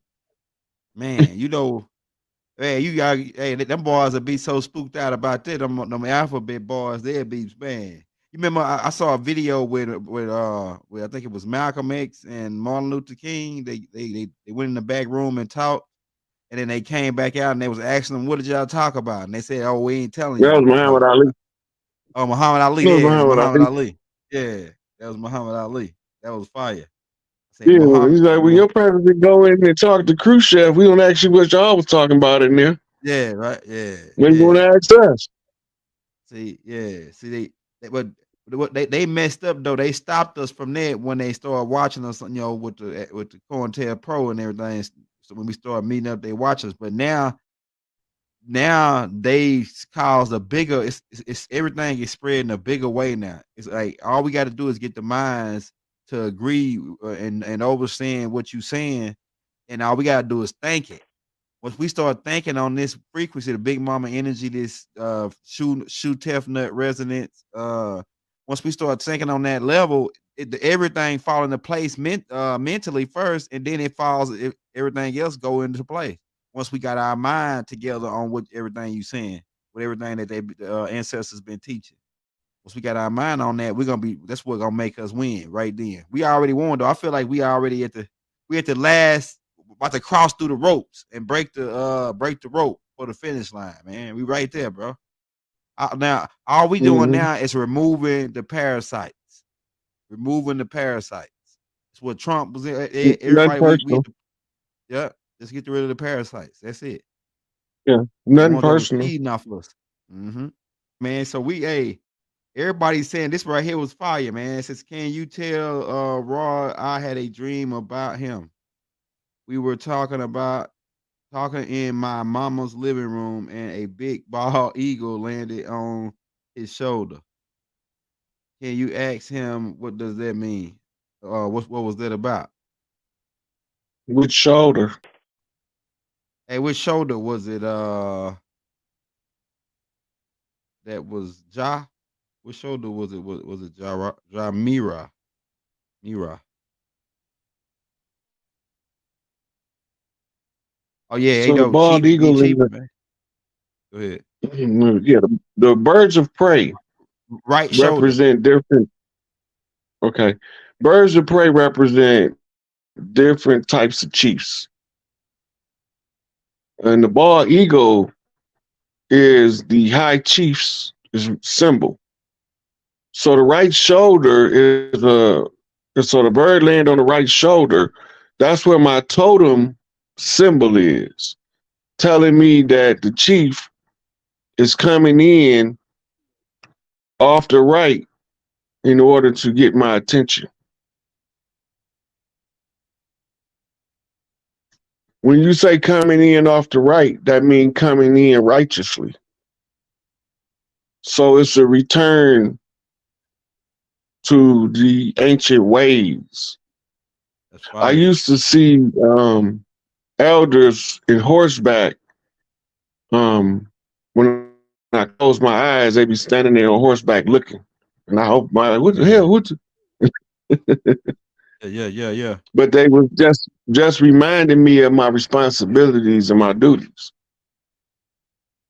My discovery make me obligated to the collective clans to tell the people what was done to us to undermine the great mother and take her from her position on the land. So when you understand ritual magic, then you get to see the magic that was done, the curses that was laid upon us to keep us from ever getting free. But remember, it said that the first shall be made last and the last shall be made first, right? But the first still got to come back to the front because they the only ones that's going to be able to fix it. So those which was the last became the first under the white man's burden through the Catholic Church being the enforcement arm in the kingdoms of the Babylonian Empire, which trace us back to the doctrines of Enlil's sons, Ninursin, which is the law of sin, which is the blood rights, the sex magic, and the money magic. And then it takes us to his other son, who was his general, that was using the chemical warfare. We talking Marduk. Yeah. Right? And the chemical warfare came in the forms of strange diseases that had never been seen on Earth before. And that's what they was giving us with smallpox laced blankets. For all the information and everything that you give out. I have some questions. I wrote it down. All right, let's go. Let's get some black girl magic learning up in here. Okay, so my first question is about human emotion and the release of it. Is that a normal thing as one continues on through their ascension process? Because I find myself like when things happen, like in the news, like I hear about something happening, let's just say, right? And I'm all like, my first thought is like, damn, what did they do in the past life that that they going through this? So it's not necessarily, oh my God, the kids, oh my God, what happened to them? It's more like, what is your soul trying to learn? So is that a natural thing that's supposed to happen, or am I just like going too far deep into it with losing the human? So you looking at it from a lifetime event, culminating with the event you're observing, because you tying it to their karmic debt. You sensing that somebody is getting exactly what they was asking for. And I always tie it back to we ask, or we, how can I put it? Everything that is like we ask to go through that process. So it's just basically taking responsibility for the things that happen to us or through us and the experiences that we go through. So, okay. Yeah, So some of those events are exaggeration of the event in order to trigger an emotional reaction. If you're a natural bullshit detector, it won't work on you. And it can't draw your sorrows out of you for the event because you can read behind the scenes of something else going on. Yes. So DJ Quick got a verse in one of his songs from the 90s saying Columbine ain't nothing new. In Compton, they shoot up schools too. Yeah. They cruise through trying to see who's wearing red and who's blue. But we don't get the international sensational attention drawn to but the first victim they're going to show is this little blonde haired, blue eyed girl or boy that was so fucking cute as a button. Yeah, so all of those are rituals. The sensationalism of the tells you where they want your attention focused at. It's the David Copperfield finna make an elephant disappear. It's on the marquee. The great illusionist, David Copperfield, makes elephant disappear. Now, we get ready to go into the doors. Everybody's saying before they go in there, I'm going to see the trick. So they already know by reading the sign, it's an illusion. He ain't finna make no fucking elephant disappear. But he gonna make it look like the elephant disappeared. So now everybody swear they're not gonna get tricked. And then the curtain come down and the elephant fucking gone. Where'd he go? I thought you said he wasn't gonna trick your dumb ass. So one of the 6 senses of a female when she becomes a mother, she becomes a human bullshit detector because it's a defense mechanism to protect her children from people with bullshit on their mind. She get a sensation in the pit of her stomach, and then she asks herself, what the fuck is that? And then she hear the voice of her big mama say, don't trust that nigga around your kids. That's the same thing when you see these sensationalized events. Why you don't respond the way they want you to, because your mama's senses is turned on. And you know, every one of these kids is classified as bipolar under the care of a psychiatrist or psychologist. Anybody studied MK Ultra know that they do sleeper soldiers and they narcotize them in studies, and they found they was the most effective sleeper agents to activate. That's all MK Ultra information from the 50s. And they running the shit on us in the 90s and the 2000s. Right? So then they can send their sleeper cells to do the dirt. It's a false flag event, but people really got hurt. Yeah. So then they sensationalize it in order to draw your attention away from the elephant they about to make not disappear. That way you can't see where your shit at.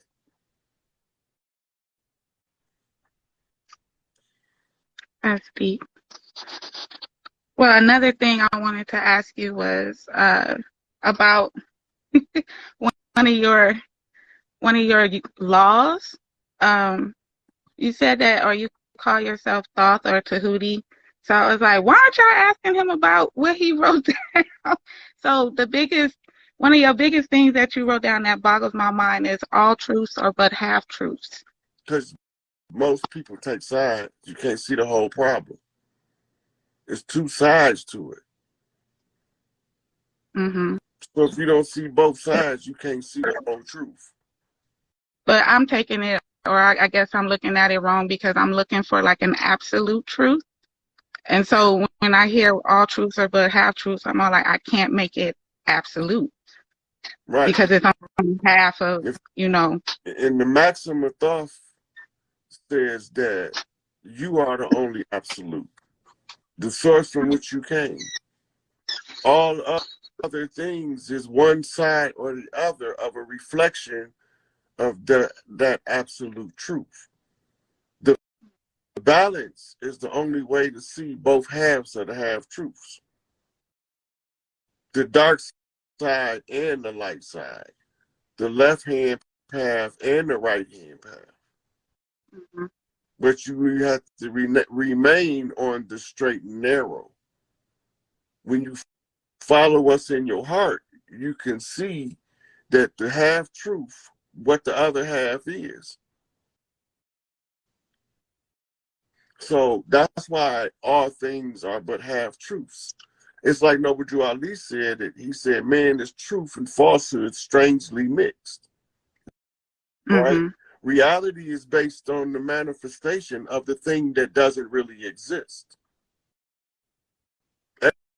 Everything we see in the 3D world ain't nothing but a conglomeration of atoms.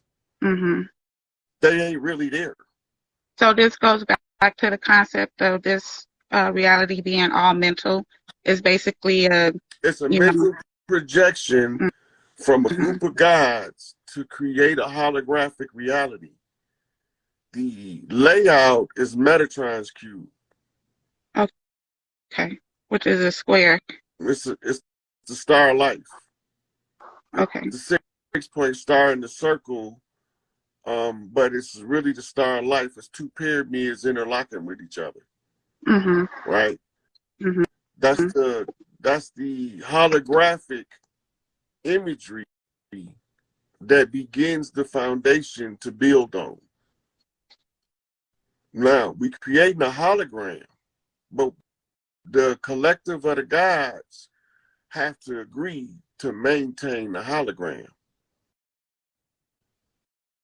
So these are what we call the 4 pillars of the earth, which is the 4 great gods of the earth, which is Isis, Osiris, Tahuti, and Ra. Right?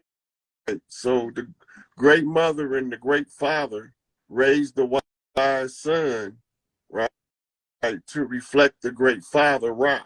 As a son on earth, we produce as the sky, mother creator, Big Mama, produce as the center of the solar system. Right? So the gods collectively hold the hologram in place. And then when the hologram comes into disorder, then the gods manifest in human form to inform the humans of how to restore order. When they get the message has to reach critical mass of the chosen ones to redeem the clans and to make everything reverse back. It's a reset. Is this happening like, is this what we would call the epoch? Yeah. So every 24,000 years, it resets over? Okay, that's what I was thinking. And that's why in the book of Thoth it said, I won't be back for some thousands of years. Yeah, okay, cool. One thing I was noticing is when I was meditating one time, I came up out of meditation and I wasn't using my third eye. I was using these 2 eyes and I saw the number 3 and it was going down, like looking like how the matrix is set up, that green line stuff. Was I seeing the code? The streamer? I was actually seeing the code of the room that I was in? Okay. Well, you were seeing the streamer. The streamer was answering something that you put in the energy field. You were psychic sensitive. Yeah, I figured that. But you haven't trained your senses. No. So when your answers come, you can't translate them. You feel what they mean, but you can't explain it. Yeah. And it just happens randomly too. Like one day I was just looking at TV. I wasn't even meditating. I looked off to the side and it looked like it was a projector screen and it was just floating in midair, and I could see what somebody was doing. I could see them talking to the people in their house. I could see that they were looking at TV, the computer, and all this other stuff, but they couldn't see me. Just, you know, what the heck. But it has been so much.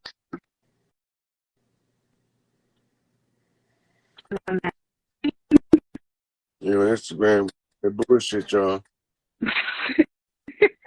Am I asking the wrong questions?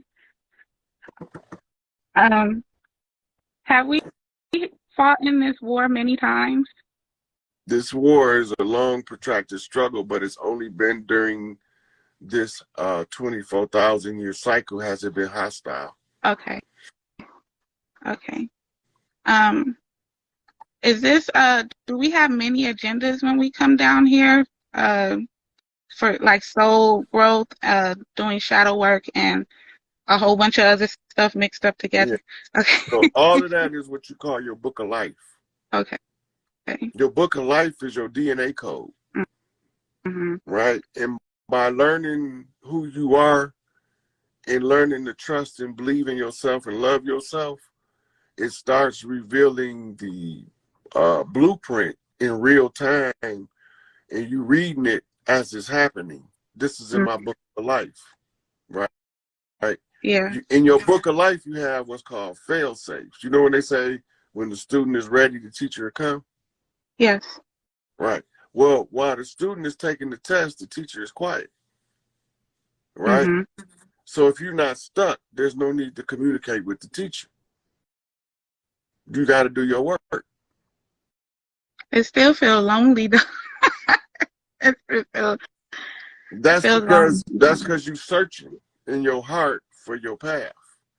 That sensation of loneliness comes from being drawn to your path, because can't nobody walk it but you.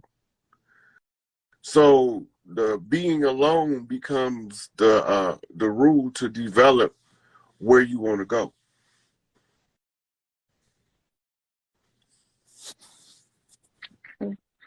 Right. That's where you map out your best life scenario. That's where you get to read the final chapter in your book of life for this earth realm. And then you work towards the end from where you at. You fill in the gap.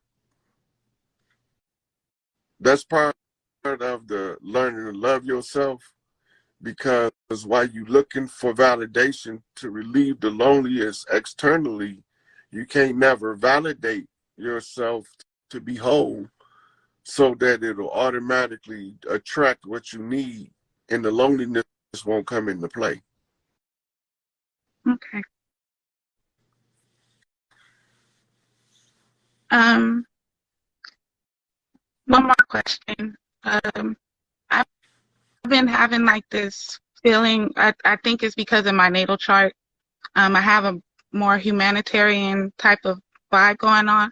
And when this new earth happens, what's going to happen to those that don't make it?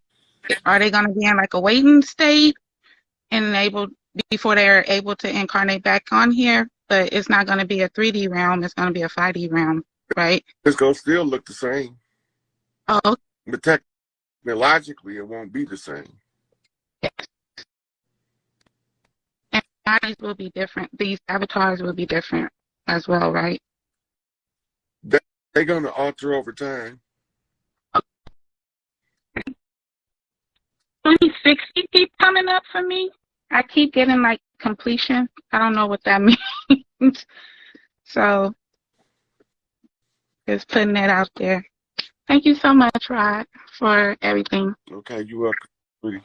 Okay. Bye.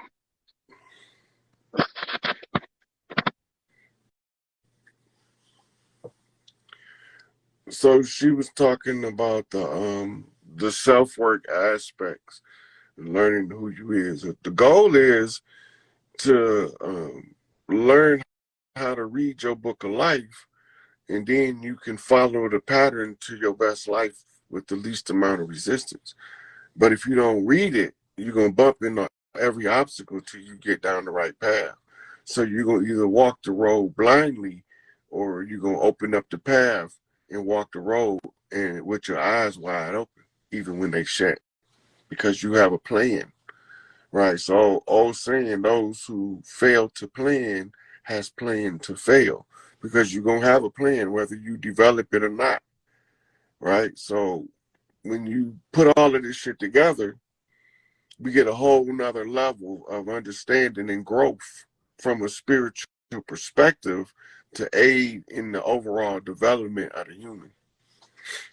So we going into uncharted territory. So the genetics is a motherfucker, and inviting the right species to complement the DNA in order to correct the birth defect anomalies to prevent people from ascending and balancing these energies.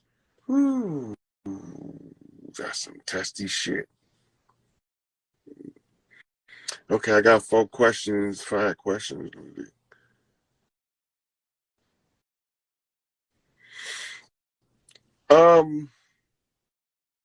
The last new moon of the year, the people who do moon magic would already know what to do for that. If you're not into moon magic, then to spontaneously do the rituals without the training probably won't make much sense.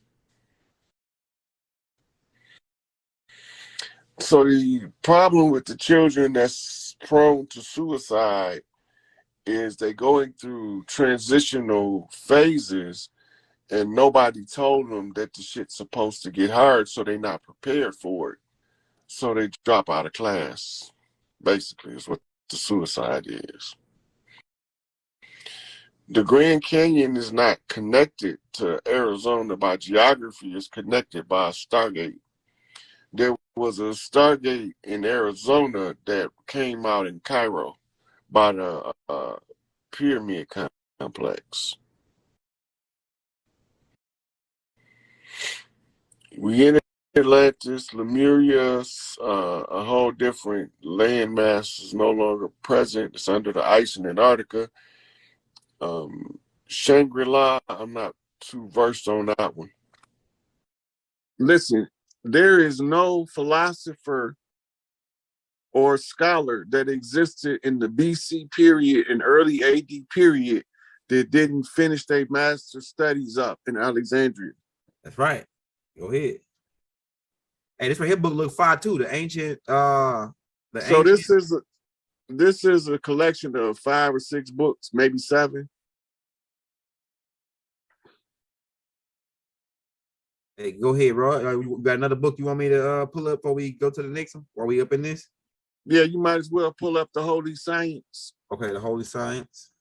So in here he gives you a blueprint of the collective conscious, and when you meditate, how to move through the unconscious. See the man with the beard in the first picture? Yeah. Damn, bro. How you be knowing all these damn books, bro? You got more books in your head than the damn library, bro. All sleeping quarters. Yeah. Right. So this is the Longhouse of War. That would have been the Gullah Geechee Big Mama that called us over here. She would have had the tribesmen come in and build this longhouse so that we have sleeping quarters at the war. Okay. Right. Okay. So we would have had the longhouse, then we would have had the red house would have been for the daughters, and the blue house would have been for the sons. This is how you get your different rites of passage. Then you had babies that was too young to live with the boys, and they stayed extra time in the red house. That became the sons of the red house. Okay. These are all traditions around the world that were usurped and organized under ritual rites of secret societies. When you know your culture, when you read it back to the people, they understand what's going on the land. Right? So the Iroquois Constitution was the codified oral speeches that somebody overheard and wrote them down in a longhouse meeting. And that's how they end up with a constitution. The reason the Constitution worked because it was a blood right oath. Okay. And the blood right tied us to the George Washington challenge because the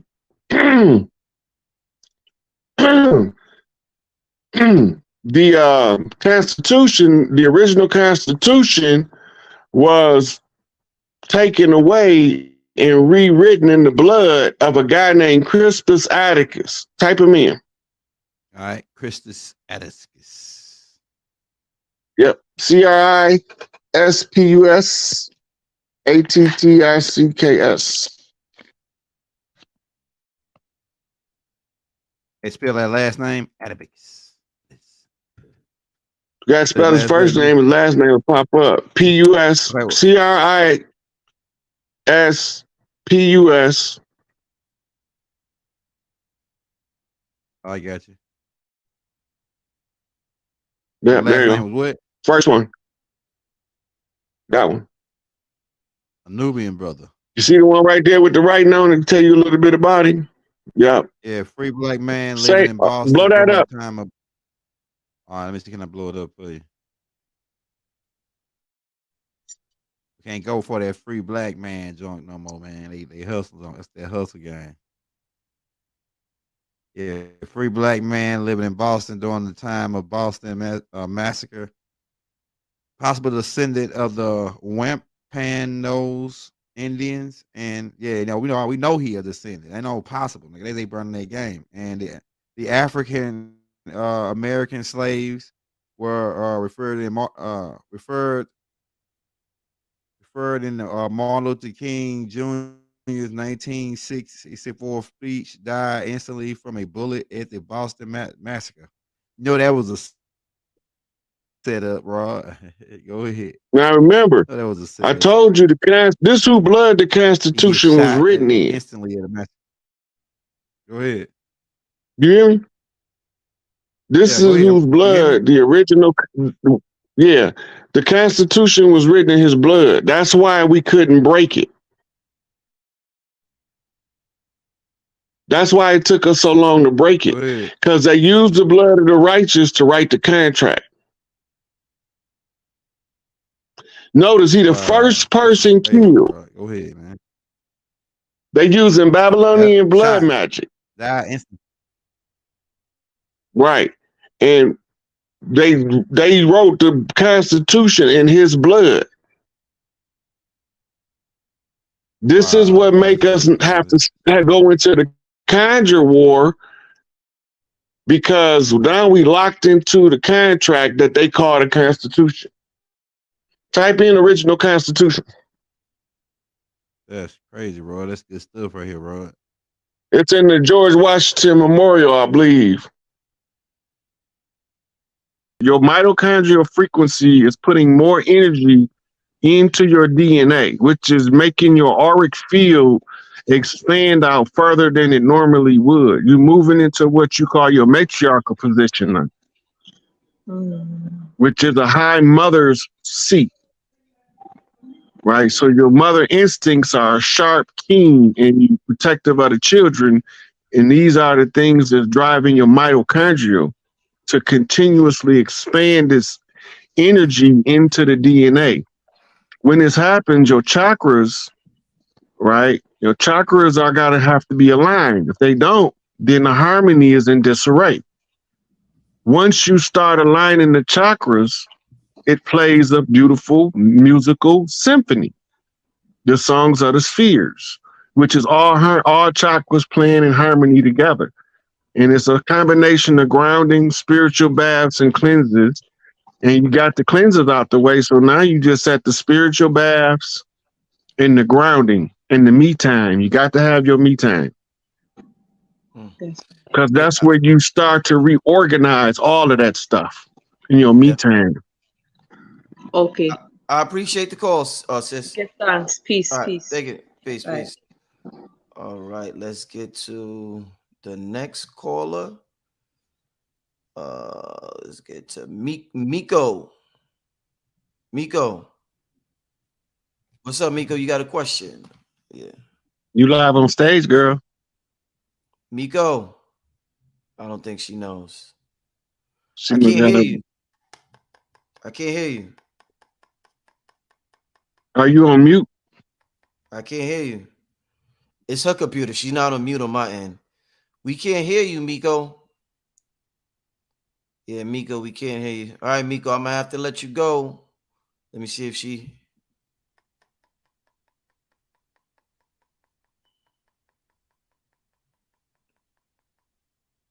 Nope. She probably don't have a microphone on the computer. Yeah, I don't know what it is. Go to the next caller. Taze. Hi, nice to meet both.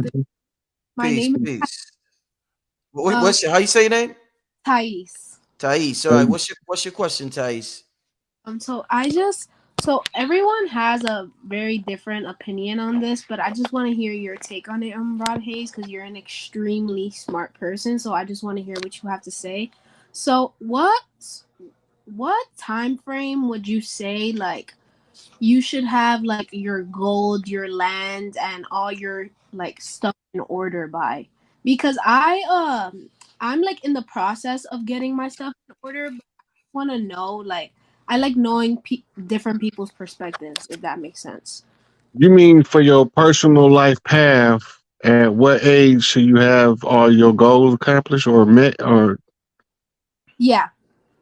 So that's individual by individual. First off, because your goals are not my goals. My goals are not your goals. And you set your goals based on the ability you have to achieve it now, or what do you have to learn in order to be good at whatever it is that's going to allow you to accomplish your goal. If I wanted to be the heavyweight champion in the world, I should have started training 50 years ago, 40 years ago when I was 10, right? But I didn't train to be the heavyweight champion in the world then. So that was an unrealistic goal if I had it at 10 years old, or it was a dream, a fantasy, right? Anything that you get, whatever your goal is, you have to do what's called a self-evaluation. Where am I at right now in accomplishing this goal? Right? What do I know about it? I want to be a hair tech, but I ain't never did hair a day in my life. Well, the first thing I need to do is find somewhere where somebody can teach me the basics of doing hair. Right? Because I can't set a goal to be a hair tech with my own salon and I can't do hair. I can get the salon, but I wanted to be the tech that's doing it. I can't participate in. That's an unrealistic expectation. And so that wouldn't be a good goal. But if I set the goal, I know, okay, well, it's going to take me this amount of time to learn how to do this type of hair, right? And then from there, it's going to take me this amount of time to implement a business model that allows me to get to that part where now I've successfully become a nail tech with my own salon, right? So it becomes your ability to map and plot your program determines when it's the attainability of the goal. If you want to be a doctor, the earlier you start studying medicine, the better, right? So my nephew was 6, told me he wanted to be a doctor. Told me when he was 8, I sent him a Merck manual of medicine, and I sent him a medical encyclopedic dictionary.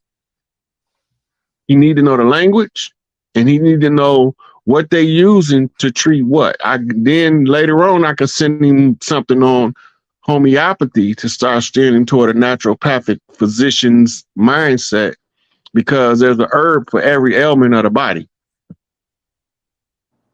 So your goals are contingent upon your preparation and your deadlines. How well will you be in plotting your path? It's individual by individual. I appreciate your call, sis. Thank you. All right, peace. All right. Let's get to another one. our connection seems to be. Don't say nothing. Just keep doing what we doing. Just keep doing what we doing. Let's get to Candy Kane. What's good, Candy Kane? You got a question for Rod Hayes? Hey, how you doing? Hey, I'm hearing a delay. I'm hearing more than one. You sound muffled. Is your microphone covered up or something on your phone? We can't hear you. I do. So, hi, how you doing? How do you overcome your fears? Like earlier you spoke about fear.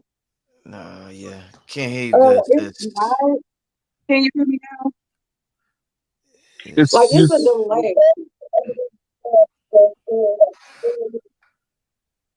Yeah, man. Can you hear me? So you asked for strategies on how to overcome fears, right? Yes, and how do you spiritually protect yourself? Okay, so spiritual protection falls under the category of psychic self-defense. There's a lot of different ways you can do that. The basics of spiritual baths and grounding are the most basic forms of psychic self-defense you can do.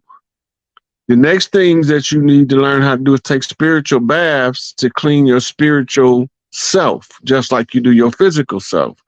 You learn all this stuff, and it helps you to be able to develop psychic self-defense until you start learning other methods. Like, you got candle magic for defense, incense magic, you have oil magic, you have Florida water magic. All these different forms of protections that you can use. Crystal magic is one of the best, and protection stones.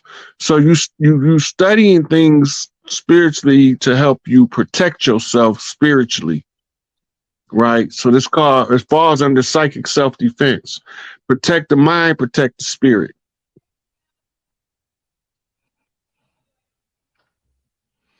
Indeed. All right, so yeah, I appreciate everybody for calling in tonight. You want to do one more, Rob? What you think, or you want to? Let's keep going. Let's see if we can get a couple more in. All right, let's keep it moving. Let's go to brother Troy Benz. Yes, thank you. Troy Benz. Peace, brother. Peace to both of y'all. What's that? I've been waiting. Thank you, Rich, for what you're doing, and Rod for being the truth. I've heard this channel speak on this subject a couple of times. I was just wondering if you could expound on how, if you have a separation from your physical family, I think it was Sister Myra Moss that said you become closer with your spiritual family. Is that true, especially when you start stepping closer to the truth? Okay, sometimes your physical family is your spiritual family, and sometimes you born into a family where you a lone wolf. Yeah. Even the lone wolf at some point in his life is going to form a pack. The only difference between a lone wolf is called a Zeta wolf. And the difference between him and a regular alpha is everybody on his team is carefully selected. You don't want nobody that ain't like him. So there's normally later in life, they normally live 2 or 3 years longer than a regular wolf pack. And they normally have a stronger pack while they're functional, but the pack have a tendency to break apart because that trait is pronounced in the alphas to become zetas. To become the lone wolf, then that's because they have the drive to form their own pack and to be the leader of their own crew, their own clan. This how you have high chiefs, then you got scout chiefs, you got local chiefs, and then you got national chiefs. That's the easiest way for me to explain it. Like all of the chiefs on the land know, even if you don't know they chiefs, you know who Tukey is, you know who Larry Hoover is, you know who Angel Bay is. We all know who they is. Right? And out of the despised and rejected, they the most loved and most respected. Right? And that's us.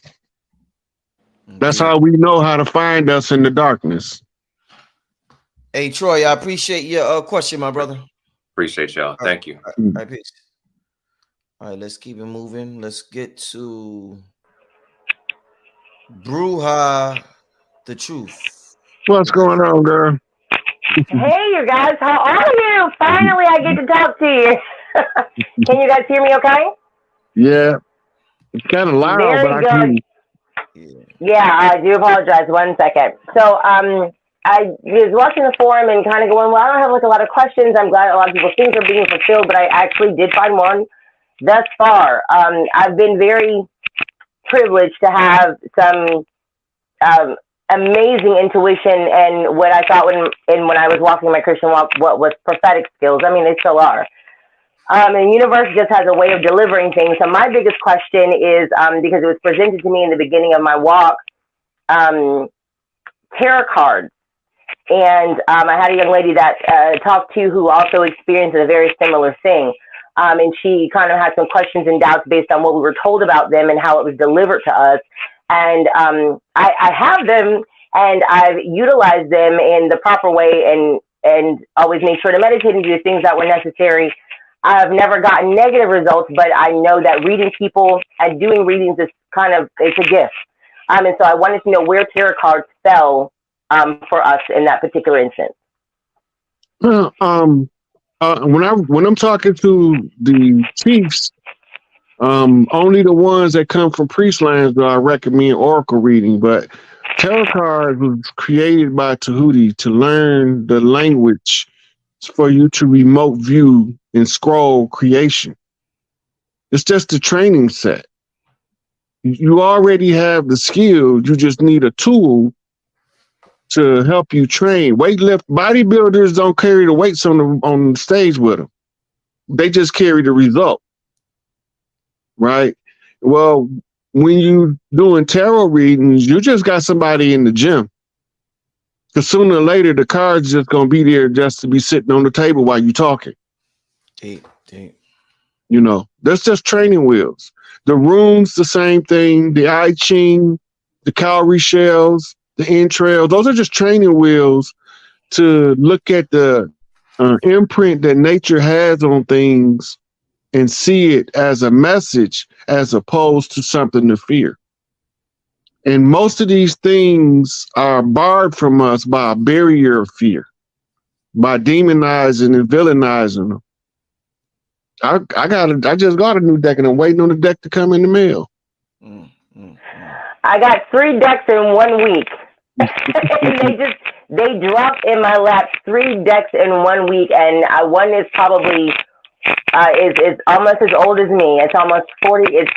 That deck is almost 40 years old, and it came from the universe. I'm not going to say seemingly nowhere, but it was presented to me, and I was kind of like at first shied away, and then a few practices, but I wasn't sure quite where that was in my walk. But it fit niche wise. I just want to make sure it was well within the process of things. Thank you so much, you guys. All right, I appreciate you. Oh, pieces. All right, let's get to it. Look, everything that we use to develop our higher consciousness, they turned it into something evil. Yeah, man. Yeah. So that keep you from, you want to be a good, righteous individual. I ain't give a fuck, but you want to be a good, righteous individual. So you're trying to do everything that the belief system you fall in says is right and righteous. And it puts the barrier of fear in a position where if you're trying to be righteous, you don't even want to look over there. That's called getting stuck to the right. You can't even find out if you're getting the truth because you're so busy trying to be righteous. You overcompensating for the right. Right? You stuck to the right. That's how you get deceived being righteous. You can be righteous. This right here with Lil Pump. Yeah. So and then not to mention he pardoned Kodak Black. I don't know what that was about. And Kodak Black must have, he pardoned Kodak Black, Lil Wayne, a couple more other guys, man, in the rap game. Look, y'all gonna sleep on Kodak Black. Kodak Black his family's totem is the black bear. Okay. And they little, they ferocious, and they smart. Like a koala. Don't sleep on Kodak Black. Don't sleep on Kodak Black because talk a little like this here. You don't really know what nigga be saying. Kodak Black up in you. Man, don't pay that country boys, man. We find a way to always seem dumber than our mark. That's always gonna keep us in the position of outsmarting the motherfuckers that thought they were smart. Yeah. Because they underestimate our intelligence. Because we have a country slang, a country drawl, right? But this is why my parents, one of my things my father said to me, he said we had to move you to the city so you didn't talk with that country drawl. Okay, go ahead. Right? He said, because people tend to think that you ignorant if you talk with the country drawl. So I decided to add colorful epithets because that's a family tradition. Mm-hmm. Right? Them F-bombs I be dropping. Right? That's to express the discontent with the politics. Because there's no way that I can stand here and be politically correct when the politics is all wrong. Mm-hmm. Mm-hmm. You gotta shock consciousness sometimes in order to make people pay attention to the absurdity of the go along, get along dynamic. Mm-hmm. Mm-hmm. Right? So Trump is the reenactment of the JFK. JFK had a whole program that he would have been able to play out had he not been assassinated. Mm-hmm. And it was turning the world's military into peacekeeping forces. And instead of going to war with everybody, we would be trying to feed, clothe, and shelter as many people as possible. But not just food, clothing, and shelter, develop the area around what the area develops, if you know what I mean. So one of the things that I was going to teach, like in parts of Africa, I was going to teach rabbit farming because you can harvest large quantities of meat in a short turnover time. And you can, you know, do this consistently under the farming conditions to industrialize third world nations. The whole thing is we wanted to use individual farms and not use slaughterhouse networks. That means only feed the people in your area, because that way you can feed on demand. You don't have to just be senselessly killing. Do you know how much of that shit that go to waste every year? Right. Go ahead. Right. So they killing thousands and thousands of cows, but only hundreds are being eaten. Right. So this is an offset because most of it go bad one way or another. Either we cook it and don't eat it all. Right. Sometimes we cook it. Sometimes we leave it in the refrigerator too long and it go bad. Sometimes it go bad at the stores. Right. And then they have to get rid of it.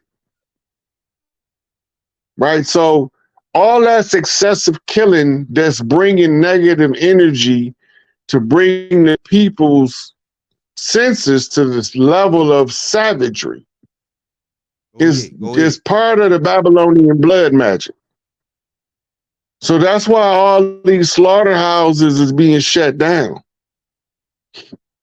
So when we going back to the Divine Mother, we know Melania knew how to flip the sands as the first lady. She was mirroring Jackie Onassis. And Jackie Onassis was in office when the mother of the Nation of Islam was Clara Muhammad. That means that the mother of the Nation of Islam today would be Khadija Muhammad. If the mirror is accurate, that would update the Black Madonna data to bring us into a more modern time to determine the accuracy of the information. The only thing we got to verify, as we did this before, is that she got to have a daughter named Madonna in order to claim herself as the Black Madonna, which make her be Khadijah, mother of the righteous. Right? So you go on a scavenger hunt. So type in Donna Farrakhan. Let's just see if she got a daughter.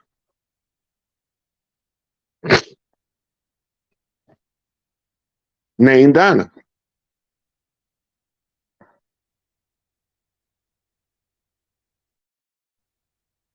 Now I'm gonna use my family to fact check this. I'm gonna show you how it worked. There you go, right there, Rod. So this is Donna Farrakhan, daughter of the minister Elijah. I mean the minister Farrakhan and mother Khadijah. Right? You see the picture of her right there with the green on, second from where you at. This one right now, here? remember I told you, no, the one you had just before this. Right here. Right there. Yeah, that. Now remember, I told you in order for me to fact check this, it has to match something in my family. I have to be able to do what's called a family flip to verify the information, and then I'll know that I'm accurate. Can you zoom in on this picture? Man, we getting right into it, man. Hold on, can I blow it up? Hold up. Let's see. Dang, I want to do that. All right. Oh man. Okay, there. Hold on. Let me try something. Let me blow it up. Oh, Rod, it won't let me get it no bigger than that, Rod. I wonder what's going on. Well, let me try this. Skip. All right, hold on, Rod. I'm gonna try something else. Let me try to save it again, but I'm gonna save it in that folder. Save it. Let's save it in that folder right there. Unable to direct it. Oh, it's not gonna save it now. Wonder what's wrong with that picture there? Why I won't save? Hold on, let me try something else. Let's go. Let's just go to it. Let's go to it. All right, there you go right there. So when I do the mirrors, she look like my auntie Pam. Okay. Right. Pam flips map backwards. My auntie Pam have a daughter named Donna. Okay. Right. So Auntie Pam, it flips the map to match the Black Madonna off of a witch's brew on the knock to a knockback. Right. Okay. So her daughter Donna's favorite color is green, which is my mama's favorite color. Okay. Okay. Go ahead. Right. On the blue house knock to a red house knockback, the color that drapes the green represents my mama's favorite color over the red, which is my mama's home lodge, which is the red house, which is the house of the blood right. Okay. Right. So for other people, it doesn't mean what it means for me personally. But remember, we just turning the key on the Vatican to show you how the seats have been moved. Okay. Right. So if Mother Khadijah is Donna's mother, and Donna's mother for me had the map, then Donna Farrakhan's mother must be on the map. Go ahead. On the comparative analysis on a singularity closing in on a hometown flip. Okay. Right. So once we establish that we know who the four winds are, or the four kings, that's the four kingdoms. Go ahead. We know who is the opener of the way on the crooked man walking across the land. We know who returns with the mother plane, right? Go ahead. The mother plane is the mother's P lane, and the P lane is the pussy lane, and the pussy is the cat. And the cat is the black cat, and the black cat is the Black Panther. Go ahead. And the Black Panther is the symbol for the priests at war when they go into stealth mode. But the symbols represent the blackbird. on what we call the African house, the African crow. The African crow is represented as the blackbird returning from the crossroads. Okay. So type in, go to the crow, type in quotes. Go to quotes to the Google, type in crow quotes. Because at the end of the day, it got to take us back to who is God.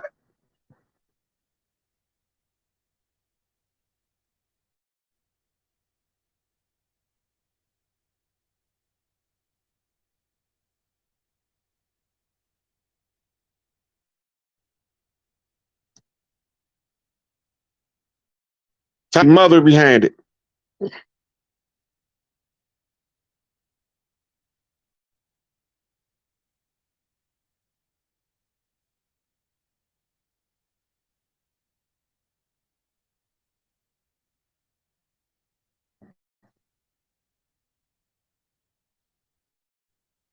You can either read it there, or you can go to a fancy picture of it. All right, that's dropping it right there. So You know Eric, look, Eric Draven, right? Now look at the name. Eric in Akkadian is Europe. It means fire. The D is the fourth letter, but it represents a loaf in Kemet. This would be a D, would be a loaf of bread, right? And then you got Raven. Raven represents the bird. So the bird coming in on the 4. The 4 is the 4-corner shuffle, which is the 4 winds. And the 4 winds is setting the world on fire. Go ahead. And Mother is the name for God on the lips and hearts of all children. Boom. It's like that bomb effect right then. Do you understand? Morphine is bad for you. Your daughter is out there on the streets waiting for you. Quote the motherfucking Raven. Oh, yeah. So even the one that comes back for the Sibyls, see it? Yeah. With the black crow, right? From the African side, they come over here, and these sisters came out of a different house. You got the mama bear, right? You got the mama of the pumas, which we would call a Afeni Shakur, which would be a Black Panther, a chief in stealth. Go ahead. Right? So all of these mothers get together to restore the matriarchy in order to protect the children for the next 7 generations. So now you understand how we got to where we was. So the 7 is the 7th son, which that'd be me, the 7th seed of the 7th seed of the 7th seed, off a 5%er, Rakim Allah, born with 3 sevens in my head. The one can seem to blow your mind as far as this, to find you need philosophers and anthropologists, professors and scholars from the smartest colleges and all of that shit. I had to get a couple of them in there. Yeah, hey, bars. You know what I'm saying? This is knock on hey, this the knock on the North Gate, man. This the knock on the North Gate right here. Okay, so now I'm straight. Now we know that the zodiac seat center is Big Mama's seat, and that the 12 sisters is the Sibyls. Now, what we don't know about the Sibyls is why they call them that. The term schizophrenia comes from the Sibyls. The Sibyls were synced telepathically one with another, all with the Divine Mother. Right? And once they are all synced, they are on the same psychic network to pass information instantly from their region of the world.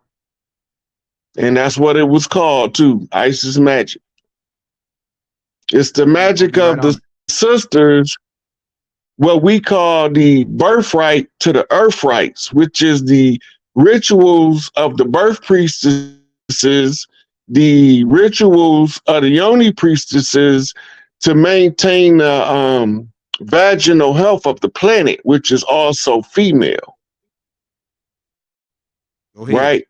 In some cultures, we describe things in reverse or upside down, and that's where they deceived us because they had us thinking south was down and north was up, never knowing that the ice princess comes from the underworld.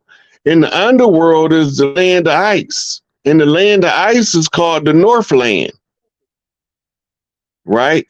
And the Northland is the land of the ice princess, which is the Isis of the pole, the North Pole. You see?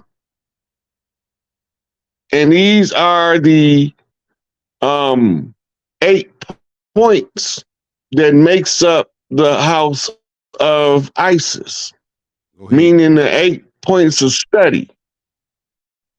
They give you 8 points of study in order to raise people up using matriarchal rules that was usurped. Right? So, from when you understand how to read the stellar clock and the earth clock, then you know how to understand the movement of the people in order to locate you who you're looking for. And there's always a clue. Because in your life, your book of life got clues. Like Hansel and Gretel breadcrumbs. Mm-hmm. You know you left them for yourself, but you don't remember where you left them until you get to them. And for some odd reason, you have to pay attention. Right? So the great work, the Magna Carta, is the orders of the Magna Mater. And the Magna Mater is the home house of the Great Mother, Big Mama house. Over here, type in Iroquois Longhouse.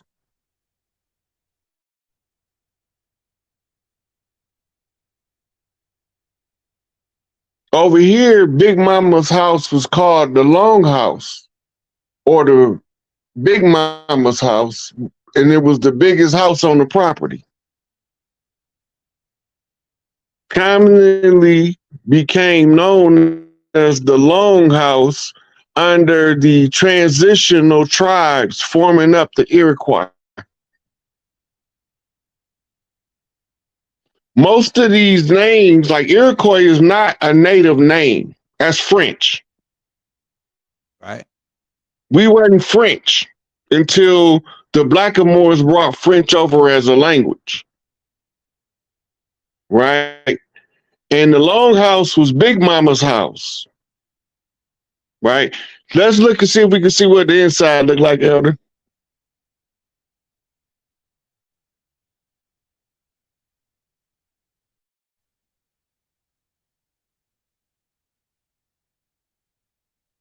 It's like a whole bunch that of people first picture.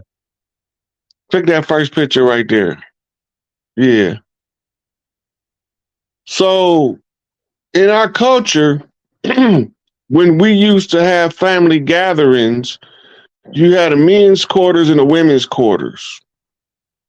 And then you had a private suite for couples to spend their time with each other if they married, away from the gathering. Now, over here in the Longhouse, when you see a Longhouse like this is a war barrack. Okay. Right? And the reason it's a war barrack is the layout. If it was a peacetime dweller, it wouldn't be laid out in this fashion. It would be laid out almost like a giant open loft house with furniture of different kind. This is all beds. This is all sleeping quarters. Yeah. Yeah. Right. So this is the longhouse of war. Friendly pale faces penetrate, they start letting us into their institutions. They start sending our children to their children's educational systems with armed guard now. That means that's the people we sending in there, sending us the message back from the inside saying, hey, I got us a way in. Follow me. Go look at who marching with King. Mm-hmm. You ain't gonna get out of this without getting the same motherfuckers that kicked their ass out of Europe to help you. So why not use it to your advantage? They using them to block you out of the institution. Open Ellis Island up and run it over, fill this motherfucker with friendly pale faces. We want every derelict you got. But in the end of 100 years, they're going to be the ones at the top of society that's going to be able to tell us who's doing what behind the scenes. And this is where you get a Donald Trump from. The or disclosure. John Lennon. Right. The disclosure, yeah. Right. Yeah. Because they have to, we got to figure out how to get this information out to the chiefs on the land so one of us can figure out when do we exercise the blood right to reclaim the land. If we don't learn from what they telling us, flipping it out of their secret by watching the movements, this is why we be losing, because we not very good at watching the long game because we ain't too good at watching the short game. We're easily distracted, and it seems that they know that, because it seems like every week there's some new level of something that's capturing our attention. If it's and I'm not making mockery of it, but the Shanquella Robinson issue, before that, the Kyrie and the Kit and the Ye. So it's like every week, every other week, there's a new something that captures our attention and takes us away from coming together. And because even those things that capture attention, there's debate. So it's not we're not unified in what we think we're seeing, or what if there's a message or what happened. So we're not working on unity. We're not working on restoration, because we don't need reparation. We need restoration. We need to be restored and made whole. We need to come together in order to do that. And it seems to me. Okay, so this is why we tell our people to read the Indigenous Rights Act. The only way to overthrow that system is we have to go back to the system we had before they came. True. Which is an oral tradition. The mothers of the land they already starting, because they already sending me the messages that they reaching out to family members, discovering parts of their heritage they had never known before. And they found out what I said was right. We ain't come on no damn ships. We was already here. True. In a full bustling society. And they came and attacked us because they wanted what we had. But they didn't want our materials, because we use earthy shit. When we get ready to do a crown, Big Mama make you one out of feathers. We don't go smelt the gold into a crown. That's not the custom of the people from the Atlant, what we call the Americas. Mm-hmm. Our custom is everything we did, we tried to stay as close to nature as possible. So our royal garments is trinkets to the people from Europe, but they have royal significance to the people of the land, like the topaz. It's just a rock to them. It's a sacred stone to us. Topaz, the stone topaz. Yeah. Okay. It's a sacred stone for us. And a lot of the topaz copper jewelry traced back to tribes from the Southwest. They was doing it for thousands of years. Those was the gifts they adorned their royalty with. And I know in the Southwest they do a lot with turquoise. And turquoise as well. Another sacred stone. Yeah. Yeah. So, wow. So it's a whole it's been a whole conspiracy to destroy, like you said, our history, our reference to our whole genealogical past. They've rewritten it. they interjected themselves in places that they were not. I even learned or heard that they had even added maybe 290 some, and I heard anywhere from 2 something to 500 some years into the timeline when they started messing with the calendars in order to find a place to interject their various empires when, you know, they were, you know, the Roman Empire and the, I guess they're looking for the revived Roman Empire. That's what they think they're getting ready to do. The Roman Empire had been the Catholic Church the whole time. Mm-hmm. The Catholic Church controlled the crown of England, which was tied to the business district of Switzerland. Banking, international bankers. They used pale faces over there to hide the black nobility. The ones behind it that looked like us, that thought they got away until their ass got caught. They never nobody in a million years would have thought we'd figure out that they was using pale faces to block us out so they can claim to be us at the end. Right? We supposed to get mad, go on a bloody rampage, and kill all the pale people. Oh, okay. Right? So they won't stand next to us and say, kill Whitey, kill Whitey. And then when we get our shit, they gonna take it all and murder us. Because that's their oath. That's the oath of allegiance to themselves over anything that got to do with us. All these oaths are out in the open. It's not secret. I've been showing them on other shows so people will know that this is actually documented. I've heard them talk about black nobility in other platforms, but they try to say in those platforms that when they show who's a part of this elitist group, they still don't look like us. They're saying black as not in the skin color, but black in the maybe in the deed or in their, because they're doing dark, you know, behind the scenes stuff, but they don't have. They got the faces of the royal families called the black nobility on the family crests. I always see them, you know, on their on the cameos and so forth. You see they those. try to tell us as part of the white supremacist narrative that those was the slave traders. Why would you put the family that owned, that was the slaves that the family owned. Oh, so why would you pick how would you pick one slave to be on your, you know, on your crest? Why would you do that? And that's the more prominent is that right. So now you have to go research the art. When you go over there, you will find they got giant statues of Moors eating babies, literally. Yeah. Wow. That's crazy. That's King of all kings right there. He the one made the alliance with Larry to create the Black Gangster Disciple Nation. It wasn't never supposed to turn out to be us versus us. It was supposed to be us against the machine. Wow. Wow. So King David was told the secret by the Jews because he was offering security to the fake Jews to protect them from the mafia, Irish mafia and Italian mafia in Chicago. See, they wasn't allowed to come in our neighborhoods, but they could do whatever they want in theirs. Right? That's what segregation was all about. Wow. We didn't know we could go in their shit. That's why they didn't want us there.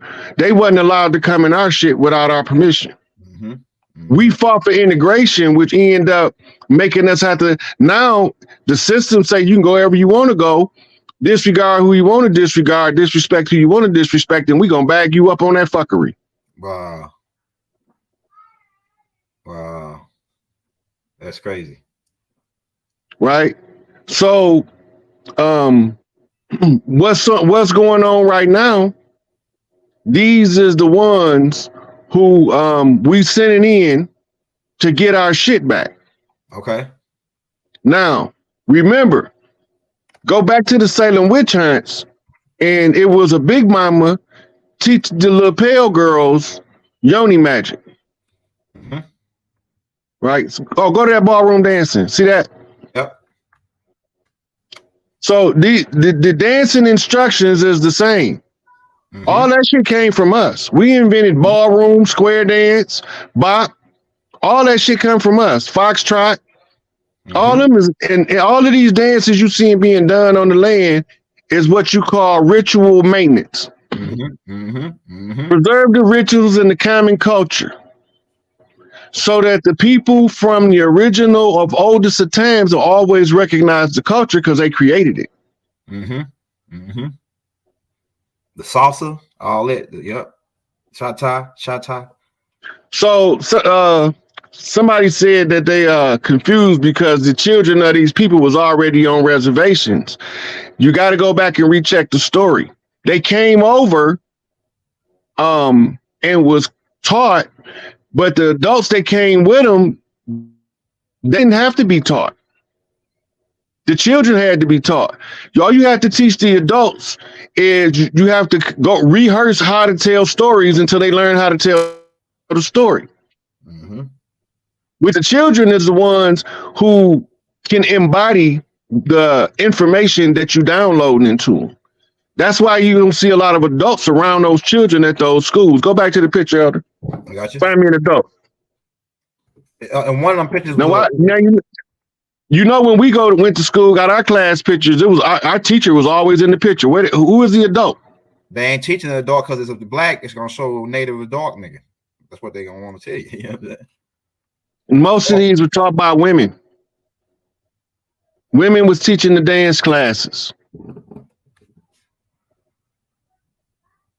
Man, so hey, real quick question, man, because this right here, you just gave me some more pieces, Rod. So these, let me get they y'all ceremonial tribes. Anything that to overthrow this system, they gonna be the ones standing up because we too scared to do it. We don't believe in our power on the land, so we won't pool our resources. We're gonna fight against each other. Okay. All you got to do is show the children the path to victory, and they gonna push the adults out the side.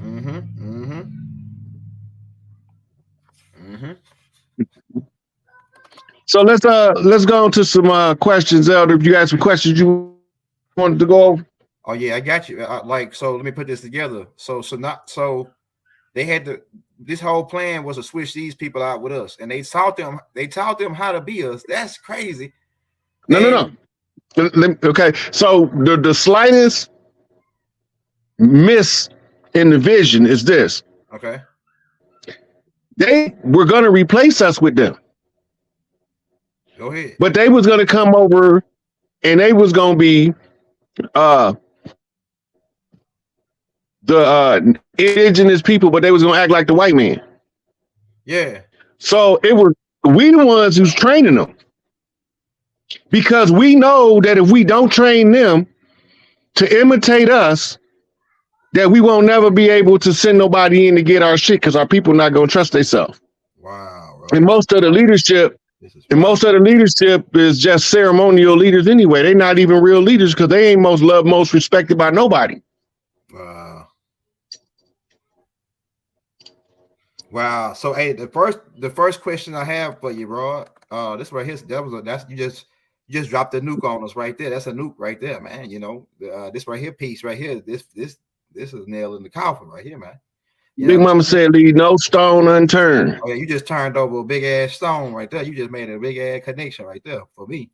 Now you said you was talking about Jack Johnson, and how we was doing the phase of the fighting on the land, and you was talking about how the Jack Johnson really was the first dude that started getting. You had broke down his connection with us. Yes. Okay. So look, when they came over here, they don't have no skills. Okay. Right now, remember they on the quest for one drop of blood. Okay. But in the quest for the one drop of blood, they got to develop into functional humans that can ascend. Yaku's grafted devil. They got to come up with their own ability to fight. When you look at now, you see how Jack Johnson fighting. Yeah. Okay, pull up.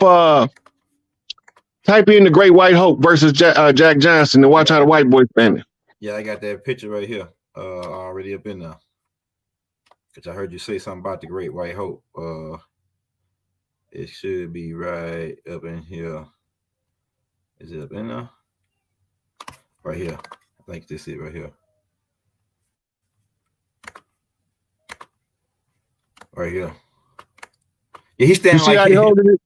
You see how he holding his fist with the fisty cuffs? Put him up, even. That's because they had to learn how to develop this science. He already know it. Yeah. Jack Johnson was the first one they allowed to fight because they thought that they had a champion. I think this guy name was it Jess Willard? Anyway, they thought that they had developed their skills enough to challenge a real fighter from our fight camps. He came from Ethiopia war colony. Go ahead. They came over here to deliver something called a pyramid secret to the Nan Ether.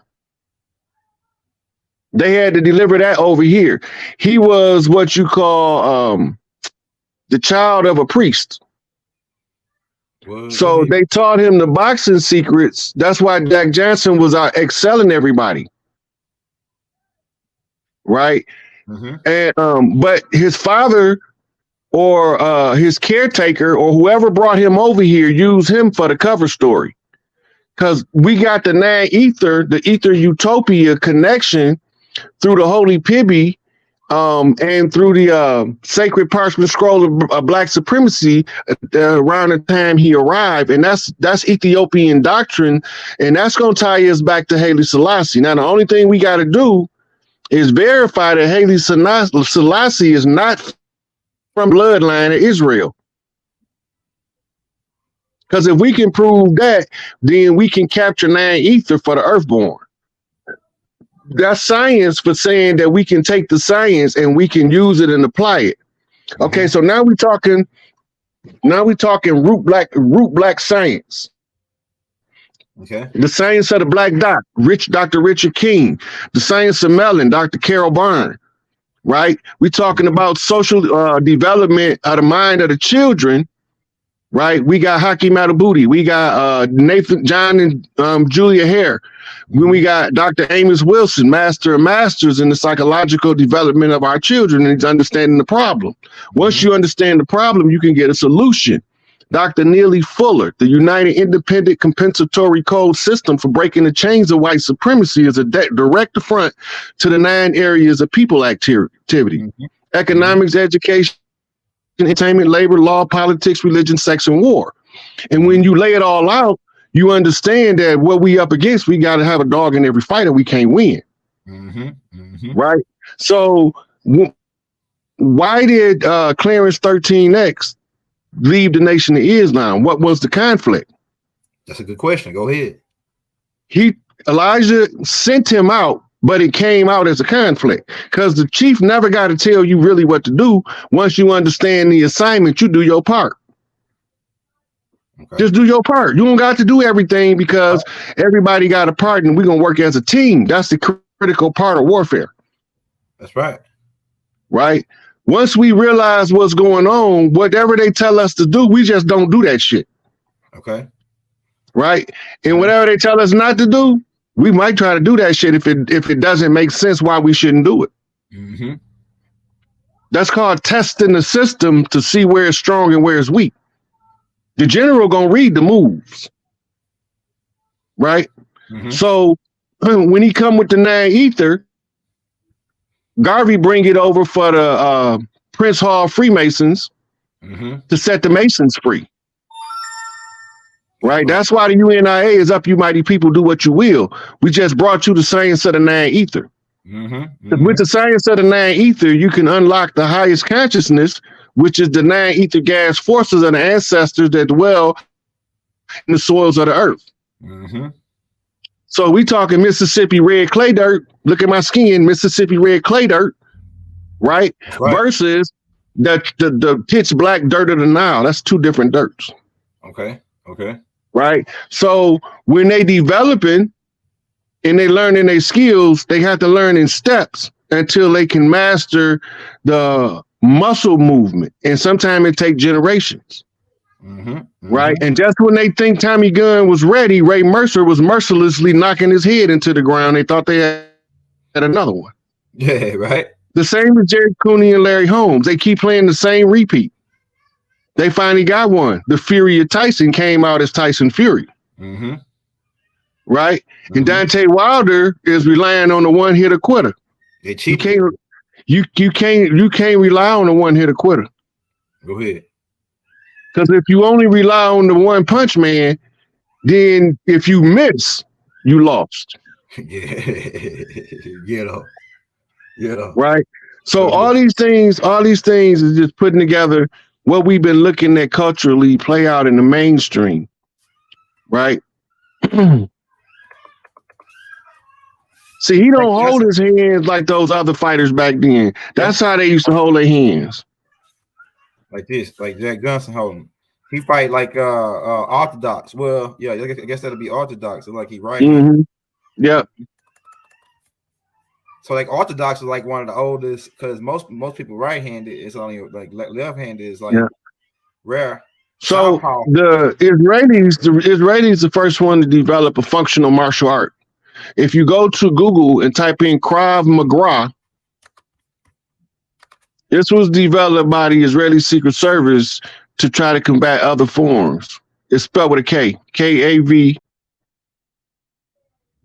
space Magra. M-A-G-R-A. I got you. Right here. Yeah. Wow. I ain't even never heard of this style.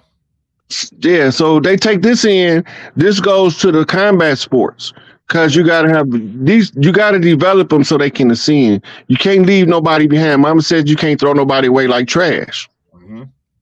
Right? So it took time to develop a people into their own. They had to get leadership because they was at the bottom the whole time.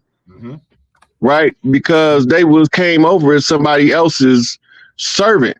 And we had to pay, the good had to pay with the bad. In order to get us all free, some of us had to go into voluntary servitude.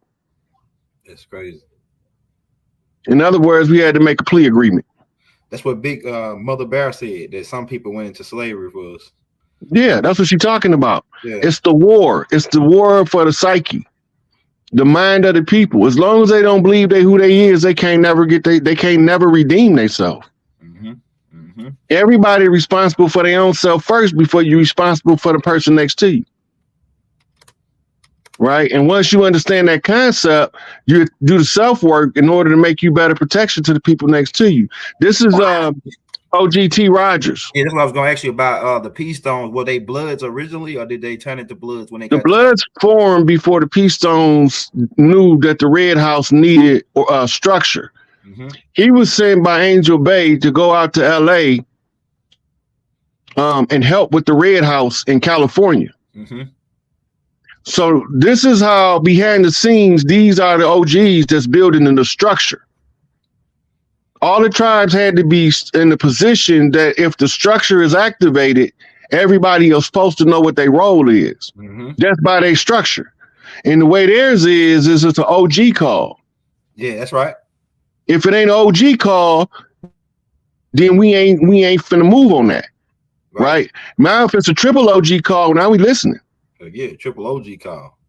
Yeah, because now we got the real big homies in here. 3-star general. And that's the most respected of the most respected right there. Them the ones that the niggas you respect. Yeah, right. You know what I mean? This is what this all about. So T. Rogers, he was also associated with some of the elders in the Panther Party from varying parts of California. Okay.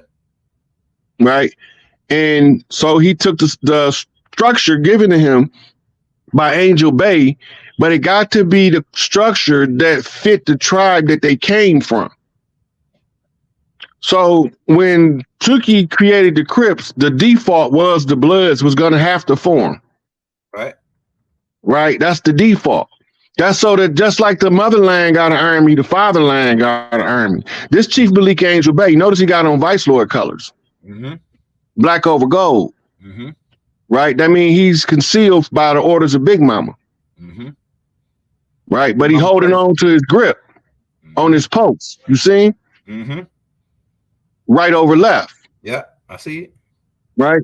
And his right hand over the left, that means the right hand is concealing the stone. Mm-hmm. Right? Mm-hmm. So all of these OGs right here, most of them probably not here no more. Yeah, they were rocking the fez and the full beard, like Hebrews. Mm-hmm. So they right now, at this point in the struggle, Angel Base still trying to find out what's going on the land. Mm-hmm. At this point where he at right now. Where you that picture? Yeah, right there. Yeah. Mm-hmm. It said that that's what I wanted to ask you too about this. Okay. It said it's right here in this document. They said that Ford is currently serving a 168-year prison sentence after being convicted of conspiracy and weapons charges in 1987 for a plot to commit attacks inside the U.S. in exchange for weapons and $2.5 million from Libya, ordering a murder in 1980. They probably framed him for that too, and a conviction for drug trafficking in 1932. So they said the main part I'm looking at is they tried to say this brother was going to make some money from Libya for doing a terrorist attack in the United States. Okay, so I don't know if you remember when this went down, but around the same time, Muammar Gaddafi offered Farrakhan $5 billion to give us economic aid for our community. Mm-hmm. The U.S. government told Farrakhan that if he take it, he got to register as a foreign agent. What? The problem is if he registers as a foreign agent, then they're gonna come in and arrest him as an enemy combatant, and he's gonna end up right where Angel Bay at. Same thing. Yep. Yep. So they didn't let him. They blocked him from getting the money, but it's more than one way to skin the cat. So this $2.5 million had nothing to do. If you go back to the city of Chicago, got a grant for him. And he was feeding kids with the grant money. Mm-hmm. Mayor Jane Byrne, I think is her name, brought him the check over on the west side of Chicago, and they came in a caravan. They rolled in a motorcade to bring him the check, and they seen what he was doing with the money. This when he was in the streets. Mm-hmm. Now remember, he don't know what's going on the land. He just know he trying to help his people from an adverse condition. Mm-hmm. Right. And then when he got out of prison in the 70s, they had sent him in there on some old trumped up bullshit. But anyway, when he got out, he went into juvenile first. Mm-hmm. When he came out to juvenile, he was a grown man. By now, Big Mama gave him marching orders as soon as he hit the streets.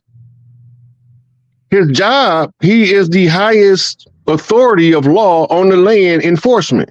Mm-hmm. He is the chief mufti of the land using the doctrine of Islamism. Mm-hmm. So if he is the chief mufti on the land, his job is to tear this bitch up if his people ain't right. Mm-hmm. Only his people left him hanging. He didn't leave them hanging. They left him hanging. Man, wow. They got scared. No, they just didn't know what to do. There wasn't enough thinkers in our community back then. Okay. Yeah, I wasn't even born during this time. So. We had plenty of fighters, Elder.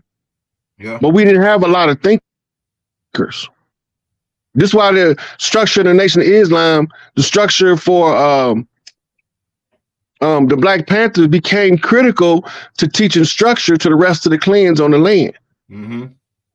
Right? So we had to figure out how to restore and rebuild while they steady doing shit to us. They never stopped doing shit to us the whole time. Setting us up the whole time. They never stopped their COINTEL operations until they got finally shut down in 2019. Mm-hmm. Mm-hmm. When Trump got on there. Yeah, Ford transferred to the newly opened ADX Florence Supermax prison, same prison as Larry Hoover and Baba. And you think that these niggas, all the same niggas that came out to Jeff Ford, came out to Larry and Baba. The same exact niggas, man. I'm telling you, bro. And he's still in prison right now for being framed and set up. I hope he better not be still in there. Who, Jeff Ford? Yeah. We don't have to know he ain't in there, but he better not be still in there too. They gonna tell us. Yeah, and they gonna tell us. He can't be like just like Bob and Larry Hoover. They really can't be in contact with nobody. Can't be in contact. You can't being under a no human contact order. They so scared of this dude. They don't want him to even fucking talk to nobody. Now that's crazy. They scared of this dude. That's really scary right there. They don't want this dude to even You know what talk. the New York police said about Malcolm, right? No one man should have that much power. Yep. And if they wouldn't, if Malcolm wasn't so far ahead in the game to go bring him, then he probably would have been in this prison too with them, right alongside of them. I'm telling you, man. Same niggas came out to Malcolm, came out to these niggas. They was infiltrating us. See, that's how we knew that the war was in our community, was with somebody that looked like us. Mm-hmm. Even when you read Secret Relationship Between Blacks and Jews, some of those settlements they talking about wasn't no pale faces there. Running shit. Who is these motherfuckers and why we can't see them? That's right. Tupac said it better than anybody. Tupac said it better than anybody I know. They say it's the white man I should fear, but it's my own kind doing all the killing here. Hey, Buckley said, shout out Buckley. I think it said Delilah. That's how you say her first name, Delilah. Chief Rod, did you ever get a chance to talk with Dame Calloway? No, but we will.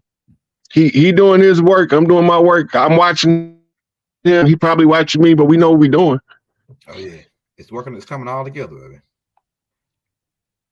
But you just gave me another piece, Rod. That piece, that Indian training school, boy, they ain't gonna play that on the news nowhere ever. I'm telling you, bro. That's the end. That's.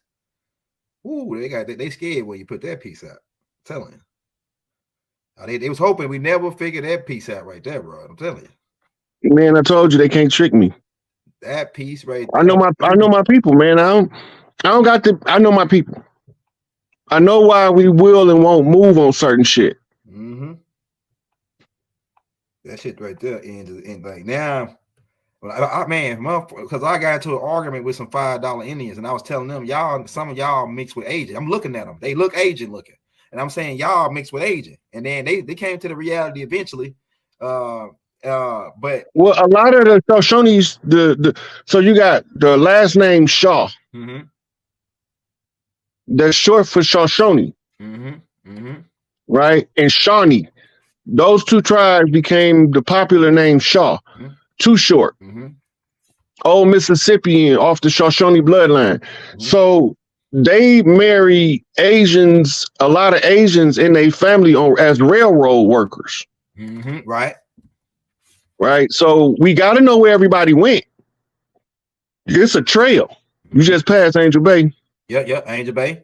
We talked about Angel Bay. So you say Tiffany Raymond made a connection with the Blue House. Go ahead.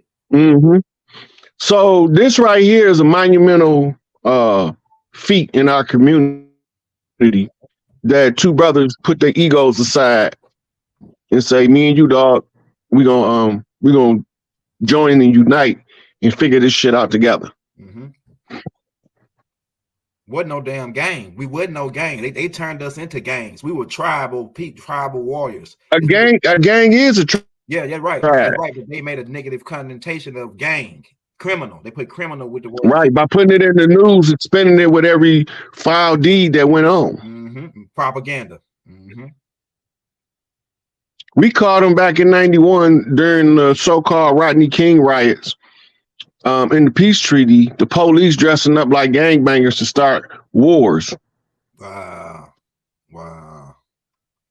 It just so happened that we caught them and Swiss cheese their ass. That's how we found out. Wow. They was undercover police. Wow. And federal agents masquerading as us. So they got their ass handed to them by them boys in the street. They don't know the boys in the hood is always hard. Come talking that trash, we'll pull your car. Want nothing in life but to be legit. But don't quote me, boy, because I ain't said. That's right. So all of these things all of these clans forming around their own independent, self-raised leadership. Mm-hmm. Chucky didn't declare himself the chief. He earned that title by interacting with other Crips, Mm-hmm. expanding by his charisma and his influence over those who was nomads in the street, Mm-hmm. forming clans. Once he understood what was going on the land, then they staged a Geronimo Pratt scene and accused him of murder. Yep. The Killer Clowns. COINTEL. So, like, those training schools was on the path of the Trail of Tears in varying locations. Wow. Somebody asked that question in the comments, Elder. They was like, where was they? Yeah. The training school, they was in varying locations. Yeah, so you can probably do a Google search to find out the locations of all of them, because there was a lot of them on the land. That's what when they was going to Indian training school, all of the sisters that's supposed to have been teaching our children, they forced them out of the church to teach for them at the Indian training school under the threat of death. So we use it to our advantage. Wow. Man, what you saying makes so much sense about why Tookie and both of these brothers, both of these dudes have a certain type of last name that tie them back into a certain bloodline. Like both of these dudes. Williams is one of the largest family clans on the land. Yeah, I'm a Williams and a Washington. But both of these dudes. Washington is a Washita. Williams is a sub clan. Mm-hmm. Old Mississippian bloodlines. Mm-hmm. Tookie Williams actually from the same city, and Raymond. They both from Louisiana. Well, not Raymond, but because Raymond dad moved there later. And then I could trace. Look, I'm kin to George Washington Carver. I found out through tracing my history. I'm kin to George Washington Carver. I'm talking about he my great granddaddy first cousin, George Washington Carver. I'm gonna be showing all this stuff later on different tapes though, but I don't want to. But yeah, Tookie is my grandma's cousin, and then he's on my granddaddy's side. So the Washingtons and Williams are always married into each other. We always it's a lot of Washingtons and Williams that married into each other. So out of the Midwest territory, the Browns, which was out of the Ohio, Indiana area, going into Illinois, the Browns was the largest clan. Mm-hmm. Right. So a lot of these family names was clan, and that's why Cleveland's mascot is Cleveland Browns. Wow. Go ahead, Roy. Crackheads. We got to keep our culture and everything moving on the land. Wow. Because we got to be able to reclaim it at the end of the close of the age. So now we want to know where the money gonna come from. It's called the national debit. It was the national debt for the corporation, but when we seized everything, it became the national debit. Mm-hmm. So if you go to Google to type in that, how much is the national debt? This how much money they got that's available to rebuild on the land. That's liquid available. Right now, the national debt says how much does the government pay the interest? No, I don't want to know that. I want to know what the national debt is. Hold on, let me try something real quick. How much is national debt now today? Try that. Okay, all right, it's $31.38 trillion. Right. That's how much money right now that we have in a reserve currency. It's probably in crypto that's going to go back to the families.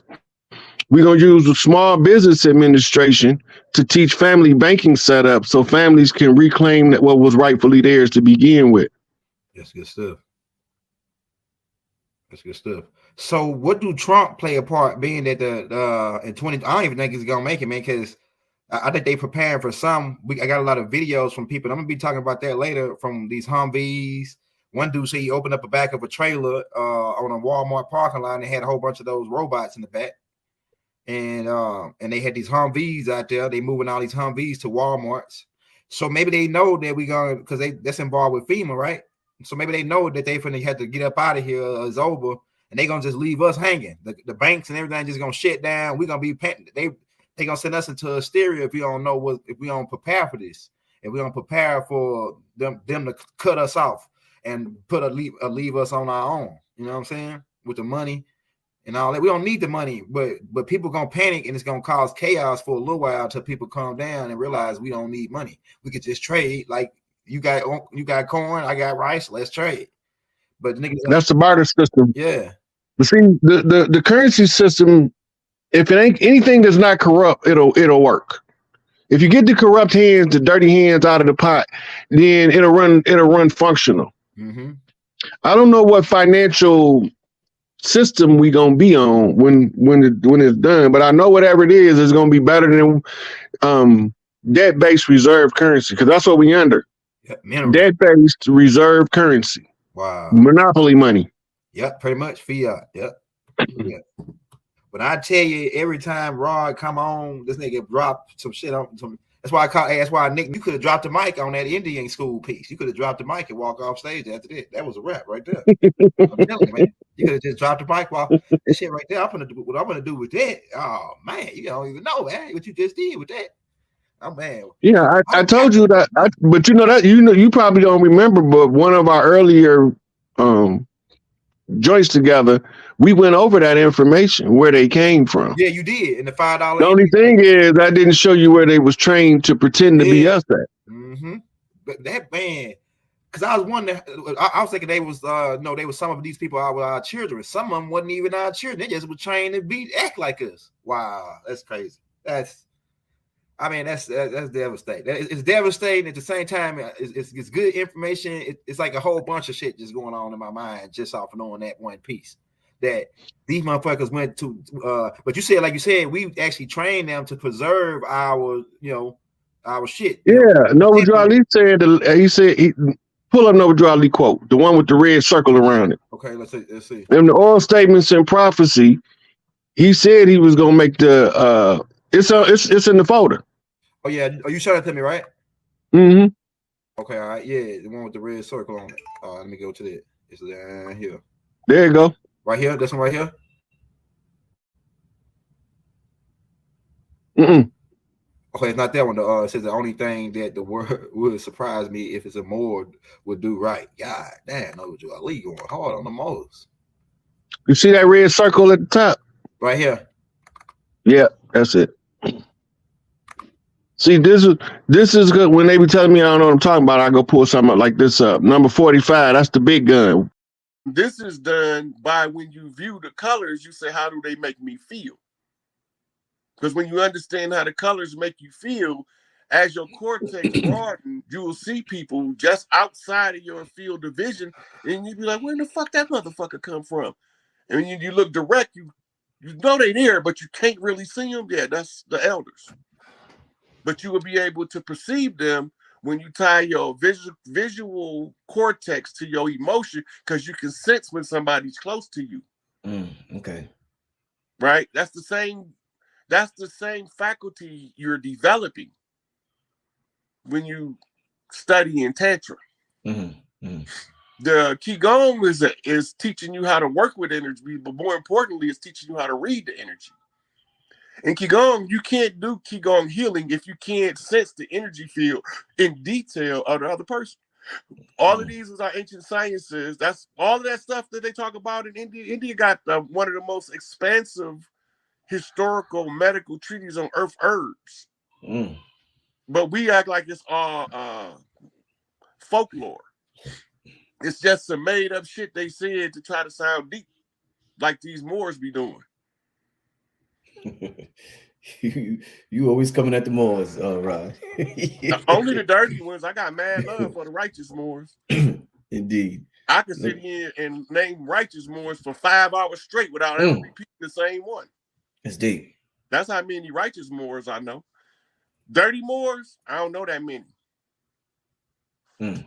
But the ones that's dirty, they some dirty motherfuckers.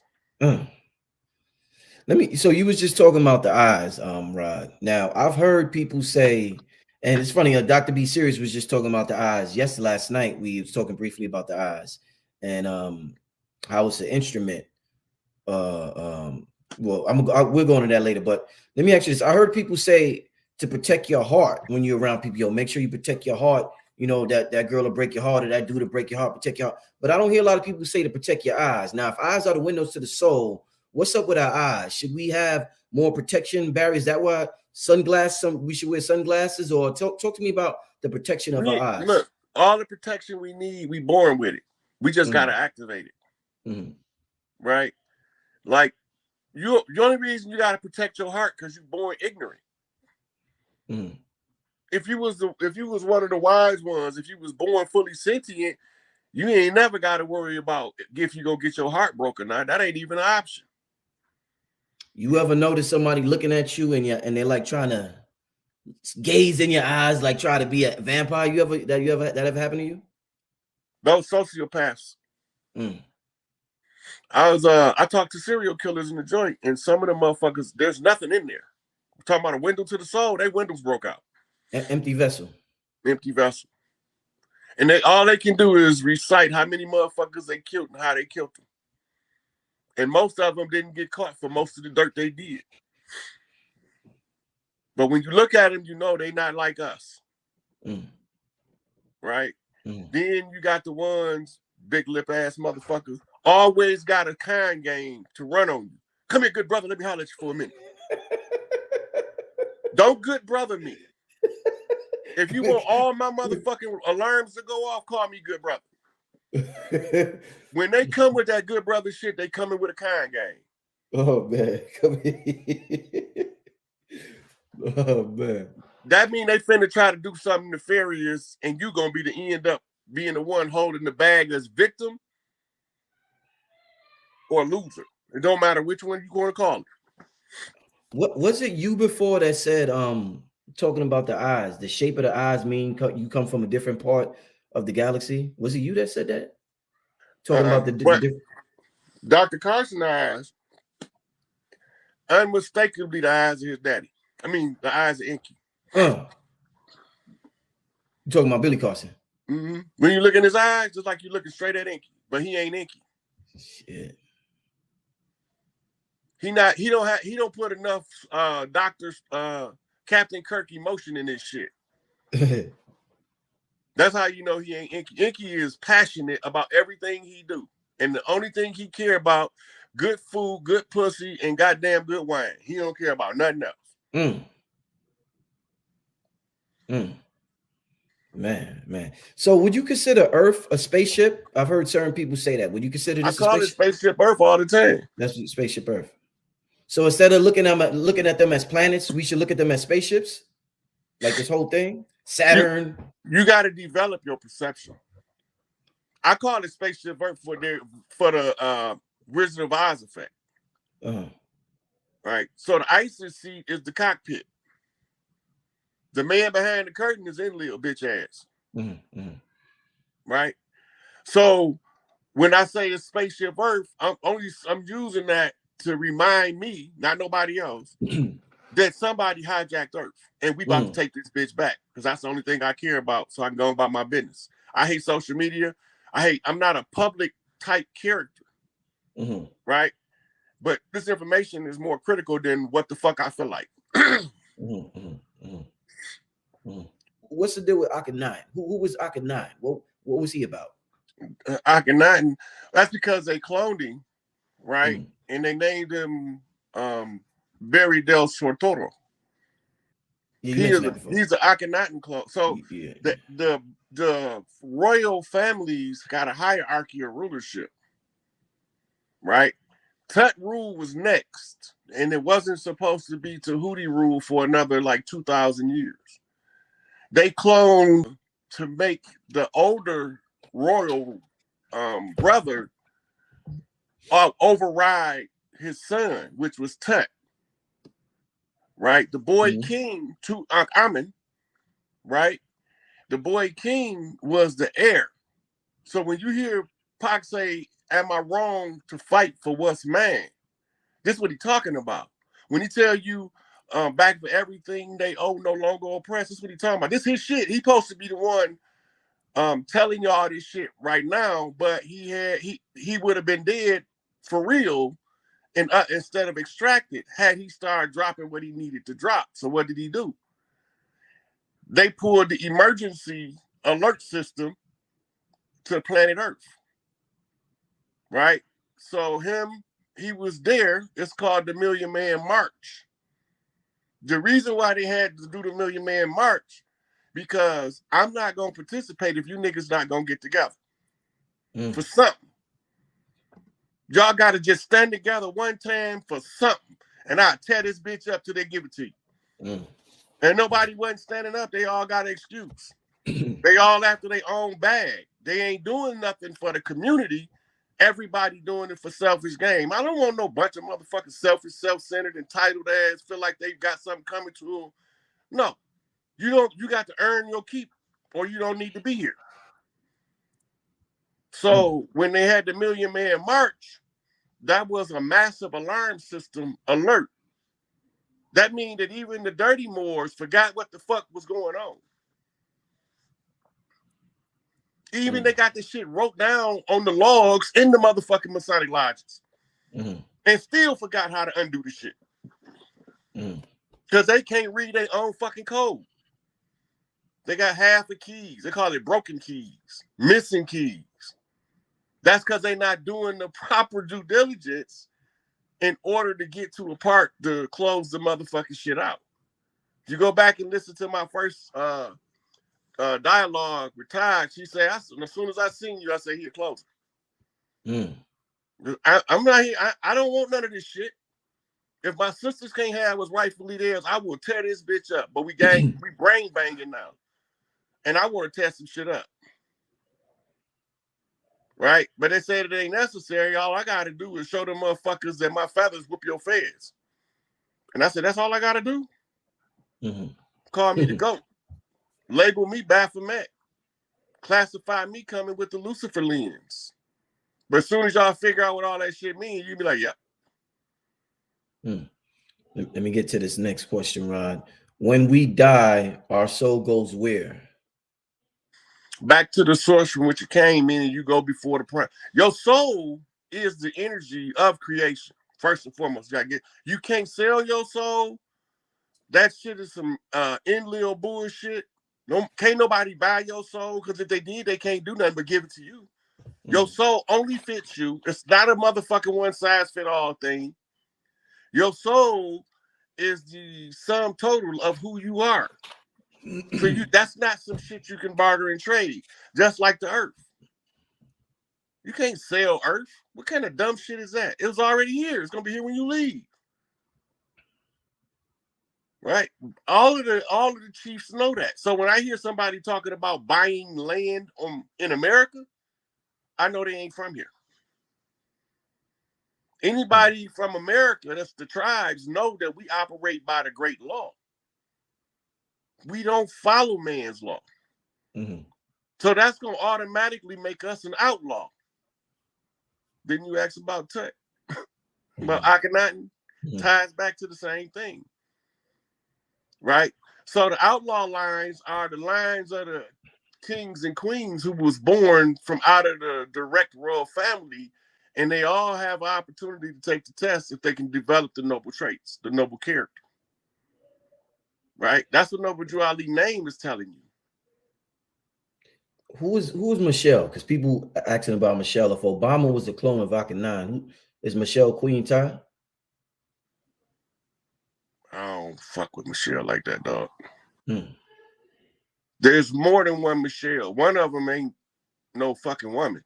And there's another one that's a woman. And she's the one that was trying to get those girls out of the sex trafficking industry that bought them as her children. That's what that was all about. And they used the other one with the equipment, with the masculine equipment. I just never, that motherfucker always looked funny to me. I couldn't understand why nobody else didn't notice it. They told me I was hating on the black lady. And I was like, really? I guess y'all don't know Stallion is a man. I ain't going there with you today, Rod. I ain't going going with you today, Rod. I'm not gonna tell them to research Joshua Peace. I don't know nothing about that. I'm just saying, if the chief can't see a male horse from a female horse, he don't need to be in this position. Man, I know what a stallion is, and I know the mares run the motherfucking town. If you don't know the difference, then I feel for you.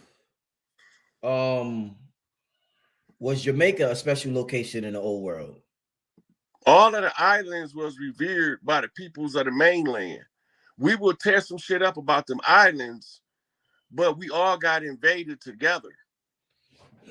So this is how we used to work between North and South America and the Central American islands. Once the islands was developed, the big mamas from the mainlands was coming to us, but rare to them, to the islands.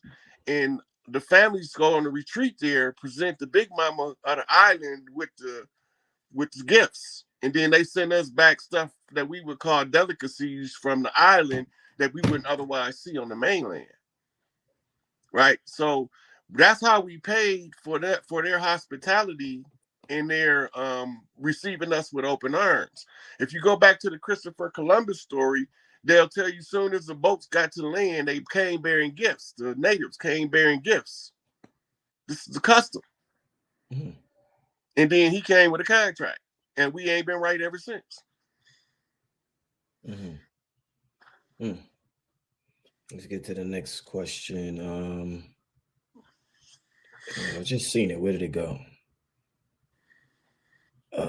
Damn, I seen the question. I don't know where it go. While I look for this question, Rod, you mentioned, I'm gonna ask you one earlier. You mentioned black goo. I forgot what we was talking about, but you talked about the substance black goo. Could you elaborate on what this black goo was that you talked about a little earlier? Yeah, it's Anunnaki nanotech. It can be passed on genetically because it's created between the third and fourth dimension. So it got a different set of properties. If you go to the Qigong healers, they'll tell you they've been seeing this a lot. A lot of people was breaking free from the black goo, right? But it's a very specific nanotechnology that creates what's called sentient metals. And they come in and they ride on your DNA. And that's how they keep you from accessing your chakras. But now the solar rays is designed by Enki that when the human body starts going into the Aquarian cycle, the black goo will start to lose its potency on the human being because we're starting to upgrade in our power. It won't work no more. We in the process now where before the energy healers couldn't see it. Now they can see it. Okay. Let's get to a super chat question. Are you familiar with the concept of creating your astral pyramid? That the same way the Bible talks about a mansion in heaven. So it's not a pyramid. Your astral, what he's talking about, it's the same as Metatron's cube. That's your Merkaba. Merkaba, okay. Yeah, I thought it was right. that. That's your Merkaba. That's the energy ship for you to travel to other galaxies and universes. When you leave the physical avatar of the body, you have to use your mind to create the Merkaba in order for it to transport you. Remember, I was telling you in some places you could think of the blueprint and tell the metal to do it, and it'll just form it.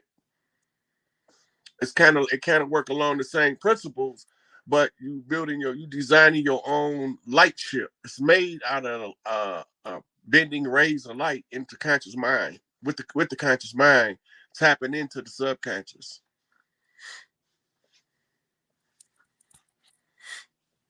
Okay. Let's get to the next question.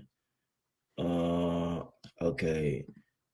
Has Rod ever heard of Kimberly and Goguin from Life Force? Goguin from Life Force. I don't know. I can't say I have. The name written looks familiar, but I be reading so much stuff until it comes to necessary. Like 2 days from now, I might remember clearly who she is. I mean, it's been a while since I accessed that information, but consciously off the top of my head, I don't know who she is, but the name looks familiar. Okay. Can you talk about the serpent mounds in Ohio? They ain't just in Ohio. Those serpent mounds are sacred centers of energy to harness certain spiritual essence by the clans whose blood sink to those mounds. All of the mounds that you see on the planet, all of the pyramids and what you call megalithic structures that was made by man are all genetically synced to a bloodline of one of the original 12 daughters of Isis.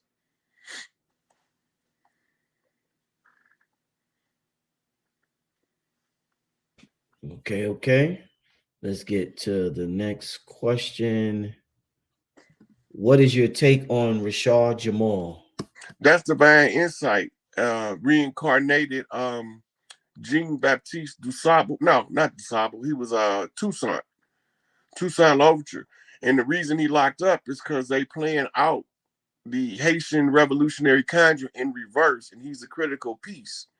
So if you go back and read the Haitian Revolutionary Conjure and you overlay his life with Tucson, you understand why they had to lock him up before they release him. It's because you have to close it the same way you opened it. That's because everything is in cycles. So you got to wait until the alignment of the stars and the energy of the earth meet to a certain position to exit. So when you leaving out, you see the mirror of what you saw going in. It's called a turnaround. So in order for him to get the turnaround, he got to go through this shit, bullshit, made up ass shit, until they start doing certain energy moving exercises in IAT.